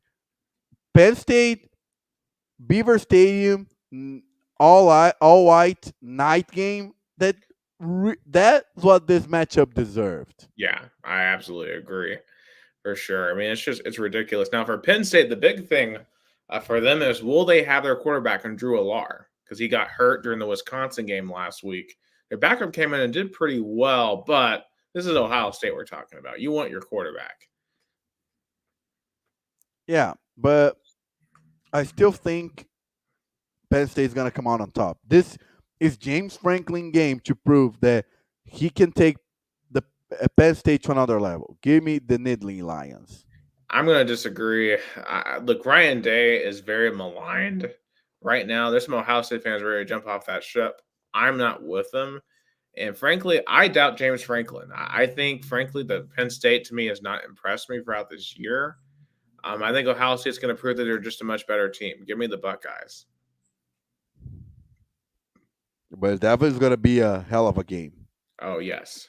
Now, do we have anyone that would be on upset alert this week? Ole Miss. Ole Miss. That I think going to Fayetteville, give me Arkansas to upset them. Yeah, I think that's certainly a game to keep an eye on in terms of potential upset potential. One game I'm keeping my eye on just in terms of an underrated matchup, UCLA at Nebraska. Nebraska's 5-3. If they win, they need one more win to get to bowl eligibility. They get across that finish line and get that 6th win?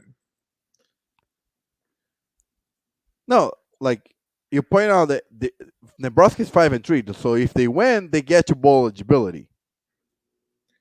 Yeah, like they have to find a way to get this one done because Nebraska's last 3 games are much more difficult because they have at USC, Wisconsin, and at Iowa. And it feels like it would be so Nebraska for them to lose to UCLA and then go on like a 6-game losing streak to end the year to finish 5-7. Because if they win this game, then they would take the pressure off. They'd be like, we made bowl eligibility. Okay, we're back to the postseason. And then we can take those 3 games, even if we lose, to develop this team. So that's what is at stake for the Commodores. Like, take the pressure off. Our Cornhuskers. Yeah, the Cornhuskers, sorry. Yeah. Yeah, I think they're going to get it done, though. And in terms of a potential upset special, give me Louisville over Clemson. To me, Clemson is not that impressive to me. Louisville, I think, has been knocking on the door of some upsets. Give me Louisville. Yeah, right. I agree. Now, in terms of a best bet of the week, give me Oregon minus 14.5 at Michigan. I think Oregon will steamroll the Wolverines in the big house. My bet will be Miami under. I don't see them winning by 3 touchdowns against Duke. I'll bet the under. That's a good pick. And plus, that's Manny Diaz, the former Duke coach, returning home to Miami. Yeah. So I'll definitely bet the under on this game. Yeah. All right, let's pick some of these games. Texas A&M coming off fresh that win, top of the SEC, going to South Carolina. We know how scary night games are in Columbia when you're a top-ranked team. Still, give me the Aggies. I'm going Gamecocks. The Gamecocks have been knocking on the door of a big win all year. You know, we think about LSU at Alabama.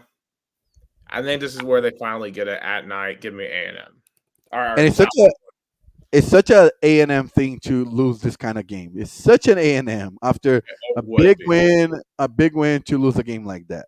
Because they have at South Carolina, and then in 2 weeks they've got at Auburn. Can they avoid disaster in those 2 games? Is the question. Because if they avoid it, they'll be 9-1 to play the Longhorns. Well, they do play New Mexico State, but I'm assuming they're going to win that one. So 10-1. 10-1. Sorry, but they'll be 10-1 against a 10-1, probably Longhorns. So those 3 next. They escaped pretty nicely the hard part of the season so far. So if they, confirm the favoritism on the next 3 matchups, that would make for a great Texas A&M game. God, it's gonna be so good to have that game back this year, especially. It's gonna be such that might be the craziest atmosphere of the year. Oh yeah, Oh yeah. Now, I already kind of said who I'm picking here. Oregon at Michigan. Give me Oregon by a lot. No, I'll bet the under. Give me Oregon by 2 touchdowns. I mean, Freezing. on the road defense, Michigan has not regressed that much. Give me Oregon by only 2 touchdowns. Now, we got the world's largest outdoor cocktail party in Jacksonville, Florida, Georgia. What do you have here? Oh, the Bulldogs. I mean, I'll bet the over. They're going to score at least. They're going to have at least a 18-point difference. I think. Yeah, I'll say this. I actually think Florida can be competitive in this game. I actually would take Florida to cover, but I think Georgia will win. I do think Florida has improved this year, so we will see. All right. One of the other big ranked matchup of the week. We already picked Ohio State, Penn State, Pittsburgh at SMU, ACC matchup. Who do we have here? Give me the Mustangs. I agree. Give me the Mustangs too. I think whoever loses this game is basically out of the playoffs. Oh yeah. Now it's been 2 hours and we have not talked at all about the Vols, which has to be a record for an October episode. But That's true. But they had a bye week and they're playing a really terrible Kentucky team, so no yeah, brainer. yeah, pretty much. I mean, basically, what I want to see here, please God, score in the first half. I want to Yeah. see some points in the first half. Now, with this defense, even if we don't score in the first half, I think we'll win. But man, please score in the first half. I just want to see our offense play a clean game from start to finish. Against, as you mentioned, a Kentucky team that is not playing well. I think they're in give up mode. They gave up 278 yards rushing the other day to Auburn. So, yeah, especially with it being dark mode at night. To me, Kentucky is just, I feel like this is another spot where they're going to have a really bad time. Yeah. Give me Tennessee, and I don't think they're going to cover the spread. I think it's going to be a 2 touchdown difference. But give me the Vols. Yeah, because Kentucky's defense on paper is pretty good, and they've played well at times. But recently, they got blown out at Kentucky or at Florida, got ran over by Auburn. Yeah, so things are not well. And to me, a lot of Kentucky fans are giving up on Mark Stoops, which is a double-edged sword because, yeah, I think Kentucky fans, they're thinking about, like, could we be a better football program? But they have to remember what they were before Mark Stoops. Stoops is as good of a coach as Kentucky has ever had. So you have to really wonder how good of a football program can they actually be? Yeah, I agree. I think the because Kentucky right now is on a bad spiral with basketball, which is the main sport, not doing so well, and now going with a new coach. So Right. they thought football was going to save them, and it hasn't. Right. Well, speaking of basketball, real quick, you're defending SEC regular season champion Tennessee Vols. They returned to action this past weekend. They played an exhibition in Indiana? They did lose that exhibition. I'm not concerned. I mean, it's a practice game. They were trying out some different lineups that I don't think Rick Barnes would actually roll out there during an actual game. So, I mean, in the exhibition, you want to find mistakes to fix it.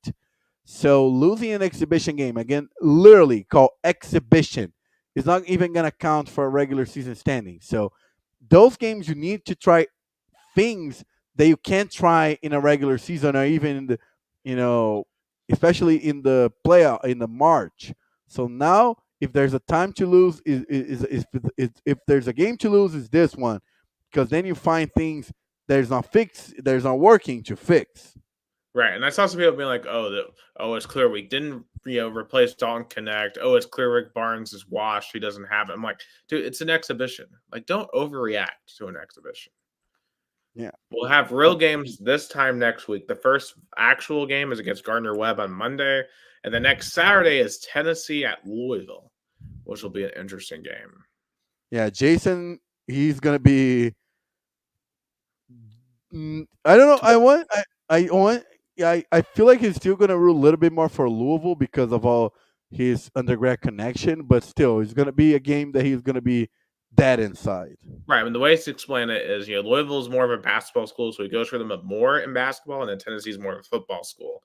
Obviously, I'm Tennessee all the way, so I hope we win. But, and I, frankly, I expect to win. But, and we'll just see what happens with Tennessee basketball as it starts next week. Also, a shout out to Tennessee baseball. They have started some exhibitions, and they looked really good the other night against Western Kentucky.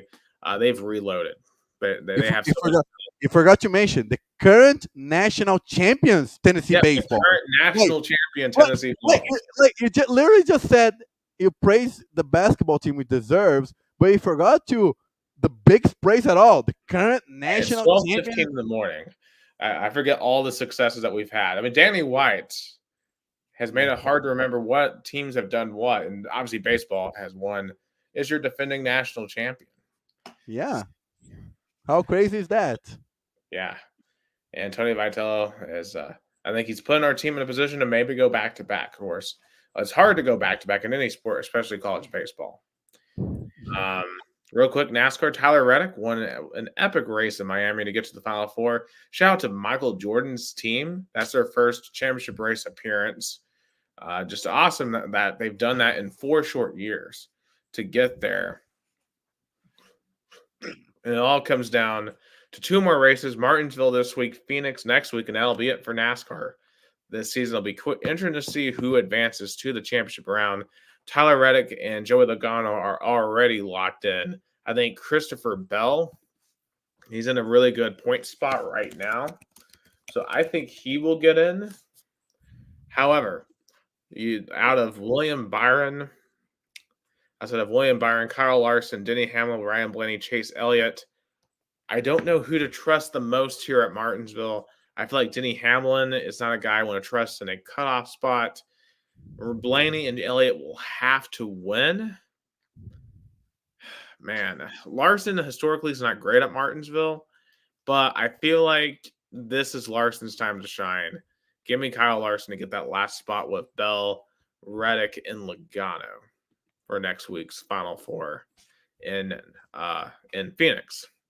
I will say this: Miami should 100% be the championship race. That race was awesome. It's a lot better track than Phoenix. And we have MLS Cup that's ongoing as well right now. Tonight, Salt Lake City and Minnesota went to penalty kicks. Minnesota won on those penalty kicks 5-4. But weird enough, like MLS crazy. So they went on penalty kicks, but it wasn't a do or die game or a penalty kicks to qualify. It's to win the best of 3. So it's crazy that in a best of 3, ties should be accepted. Like you should allow the tie and then 1 point each because there's still 2 more games in the best of 3. Like it's so crazy to me. And shout out Inter Miami winning the supporter shield. And weirdly enough, that regular season championship qualify Inter Miami for the FIFA Club World Cup next year. How crazy is that? I wonder why. I wonder if there's a player that kind of, FIFA wanted to be in that tournament. I don't know, but congrats, Miami. I wonder if they'll play that team from Brazil that just made it.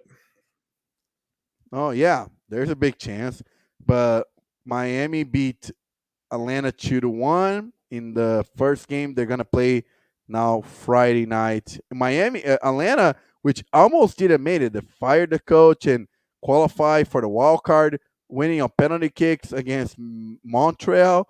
So Miami, is a favorite, but Atlanta, they're beating the odds. Absolutely. Of course, looking at the rest of this, Orlando beat Charlotte, and this isn't Charlotte's first year. Yeah, I would think so. First playoff appearance for the Charlotte. Yeah. Well, or Cincinnati over New York City FC. Red Bull New York pull off an upset in Game 1 over Columbus. Oh yeah, big upset. I mean, Columbus having a great season. Of course, back over in the West, we got LAFC beating Vancouver 2-1 in Game 1. Seattle beat Houston in penalty kicks. Minnesota tonight beat Salt Lake in penalty kicks, and LA Galaxy all over the Colorado Rapids 5-0. Yeah, That what a win by the Galaxy. I mean, they're clearly way better than the Bank Colorado. Absolutely. But to keep the soccer talk going, let's go down to Brazil. And definitely, I want to start with the topic of the week here in Brazil, which is Vinicius Jr. not winning again another individual trophy. So the Ballon d'Or, which is the best soccer player in the world prize awarded by France Football, soccer magazine, it was awarded by Rodri, which everybody, all the pundits say he wasn't the best Man City player of the season. He wasn't the best Spanish player in the Euros. So I guess maybe because I guess he was the only player from Man City and Spain at the same time, and you know you are the team that won the Euros, you won the Champions League, so I guess that because you were in the two best teams in Europe, you get an individual award. That doesn't make any sense. Right. And I know for Vinicius Jr., right, as you mentioned, all those accolades. But it feels like to me, when I look at that award, there's an aura of favoritism. And that, Yeah, I mean, it's like with any award. Like, if you already aren't in the minds of sports writers or the selection committee, you're just not going to get it or yeah. get selected. Yeah, it's kind of like the Heisman Trophy. Like it's not who's the best, is who has the best story than the writers or in the Ballon d'Or, the soccer journalists liked it more, and there were more European uh, journalists than from other places in the world. So not surprised. Congrats to Rodri, but Vinny Jr. came out bigger this award. Like the guy who lost it, I think came out bigger than the guy who won it.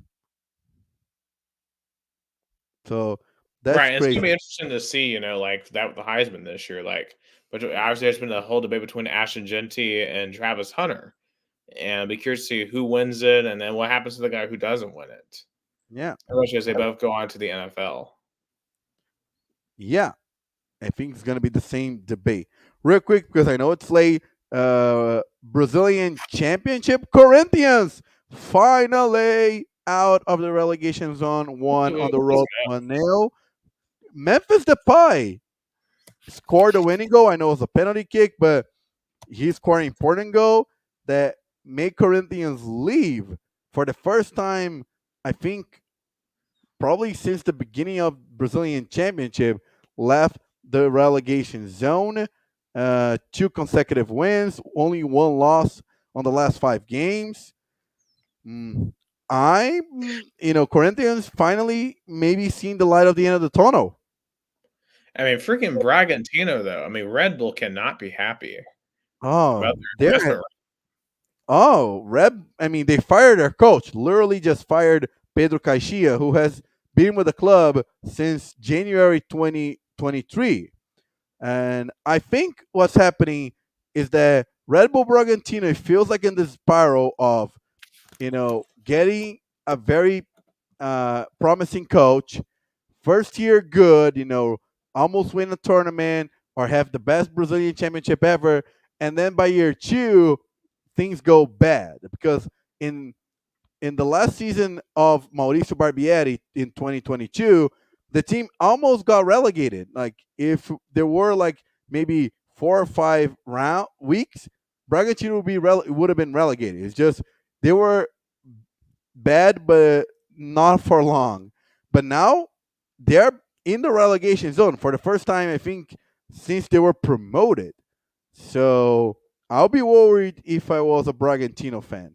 But for Cuiabá and Atlético Goianiense, especially Cuiabá, Cuiabá's last chance were on Monday.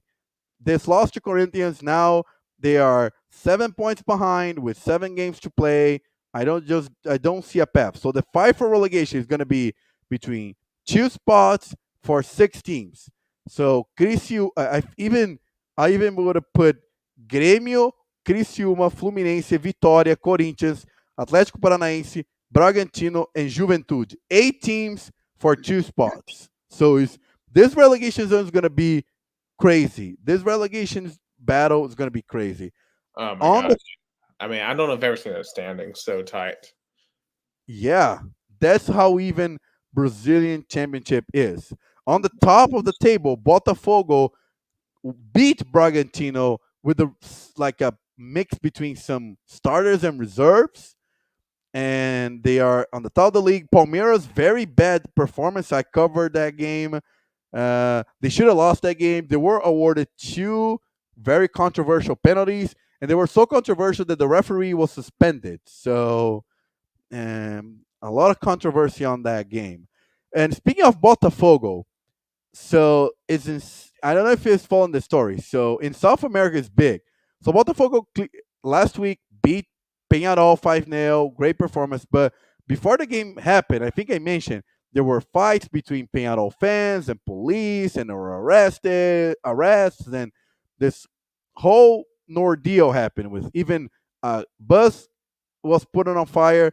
So now the game is in Uruguay the tomorrow. But first, the the one of the big like departments in the Uruguayan government said that this game should have been with only home fans, and Botafogo fans should not be allowed because the police couldn't guarantee their safety. And then Comebol steps in to be like, no, you guys can't do that paying at all. Either you play with no fans or you find some way for Botafogo fans to get in because, again, in the first game, Peñarol fans were allowed. So they moved the game from their original stadium to a bigger stadium. So, but I think the main point is they just probably didn't want this game to be played in their stadium, especially with fans, because they know they're not gonna qualify. They're not gonna overcome a 5-0 deficit. They're not an offensive team. Botafogo is clearly way better. So they're just like, okay, fine. If we have to play it, we're gonna play it. But they found a way to not play in their stadium because they know they're gonna get eliminated. They know they're gonna probably gonna get humiliated. So, and Botafogo fans, after all this controversy, are gonna be allowed in the stadium. But I wouldn't say recommend for Botafogo fans. Only maybe if you're like, I not have seen Botafogo for years. I live in Montevideo, maybe. But I mean, because Peñarol fans want revenge after all the brawl that happened in Rio last week. I mean, I'm looking at the photos of these. I mean, they got these dudes just sitting all like in handcuffs on the lawns, and of course, I've seen Yeah, the bus and in the bikes. I'm like, that's yeah. just nuts. Like, look, I talk about like hating Alabama, hating Georgia, hating Florida. I couldn't imagine though going to like Tuscaloosa and like start destroying businesses and stuff. You know, Yeah, like that's that's what football hooligans. There used to be something like that in the 70s and 80s, and even a little bit in the 90s in England and in Europe. But now definitely is in South America right now, and and I and how do you stop that? Like, because I feel like obviously, I mean, obviously, that's way too far, right? Like, you're no, making yeah, sports something that's supposed to be fun now into a matter of life and death, and and destruction.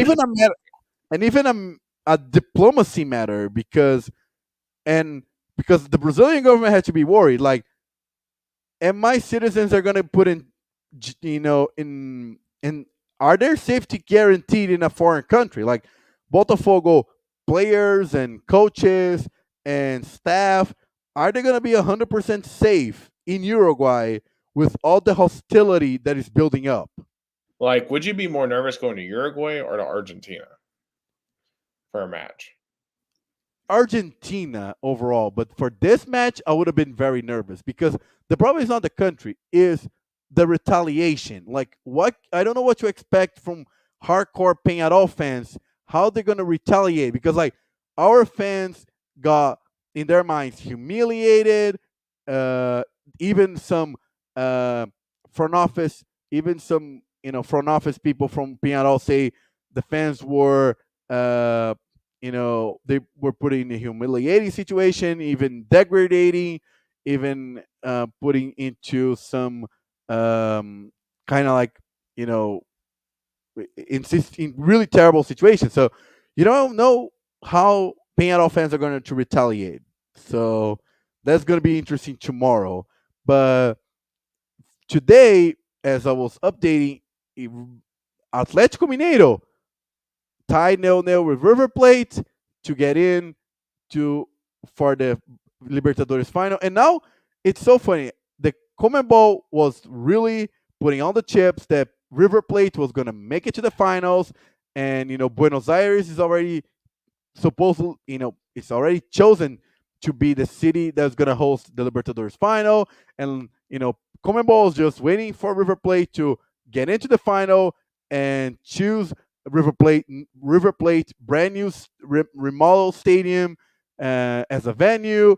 But Atlético Mineiro spoiled all of that. And if Botafogo advances tomorrow, it poses a question: is really Comebol gonna keep an all Brazilian Libertadores final in Argentina? That's the big question. Because imagine how humiliating for it's like if Tuscaloosa was gonna have to host Tennessee, Georgia national championship. I mean, I remember in England a few years ago, Man City versus our no, it was Liverpool versus Tottenham. They had to go to Madrid. Yeah, yeah. But I think it's even worse. It's even worse. It's like you know you have this rival country. They have all the history behind it, and you have two teams playing there. I think Comebol is gonna pull some bullshit excuse, and I wouldn't even be surprised if this final goes to Brazil. I'm not saying it's gonna be in Rio or in Belo Horizonte, but they're gonna put maybe Sao Paulo, maybe in Porto Alegre. Who knows? But it's getting more and more unknown, and and just to finalize my our pod, like how crazy is that for the fourth time in 5 seasons, an all Brazilian final in Libertadores. So because we had in 2020 Palmeiras Santos, 2021 Palmeiras Flamengo, 2022 Flamengo Atlético Paranaense, and now in 2024 Botafogo and Atlético Mineiro, and looks like Botafogo. So 4 out of the last 5 seasons was all Brazilian final. That's why there's a lot of resentment probably with Argentinian and Uruguayan teams, because they're like, we're being humiliated by Brazilian teams. Right. They just need to get better. Yeah.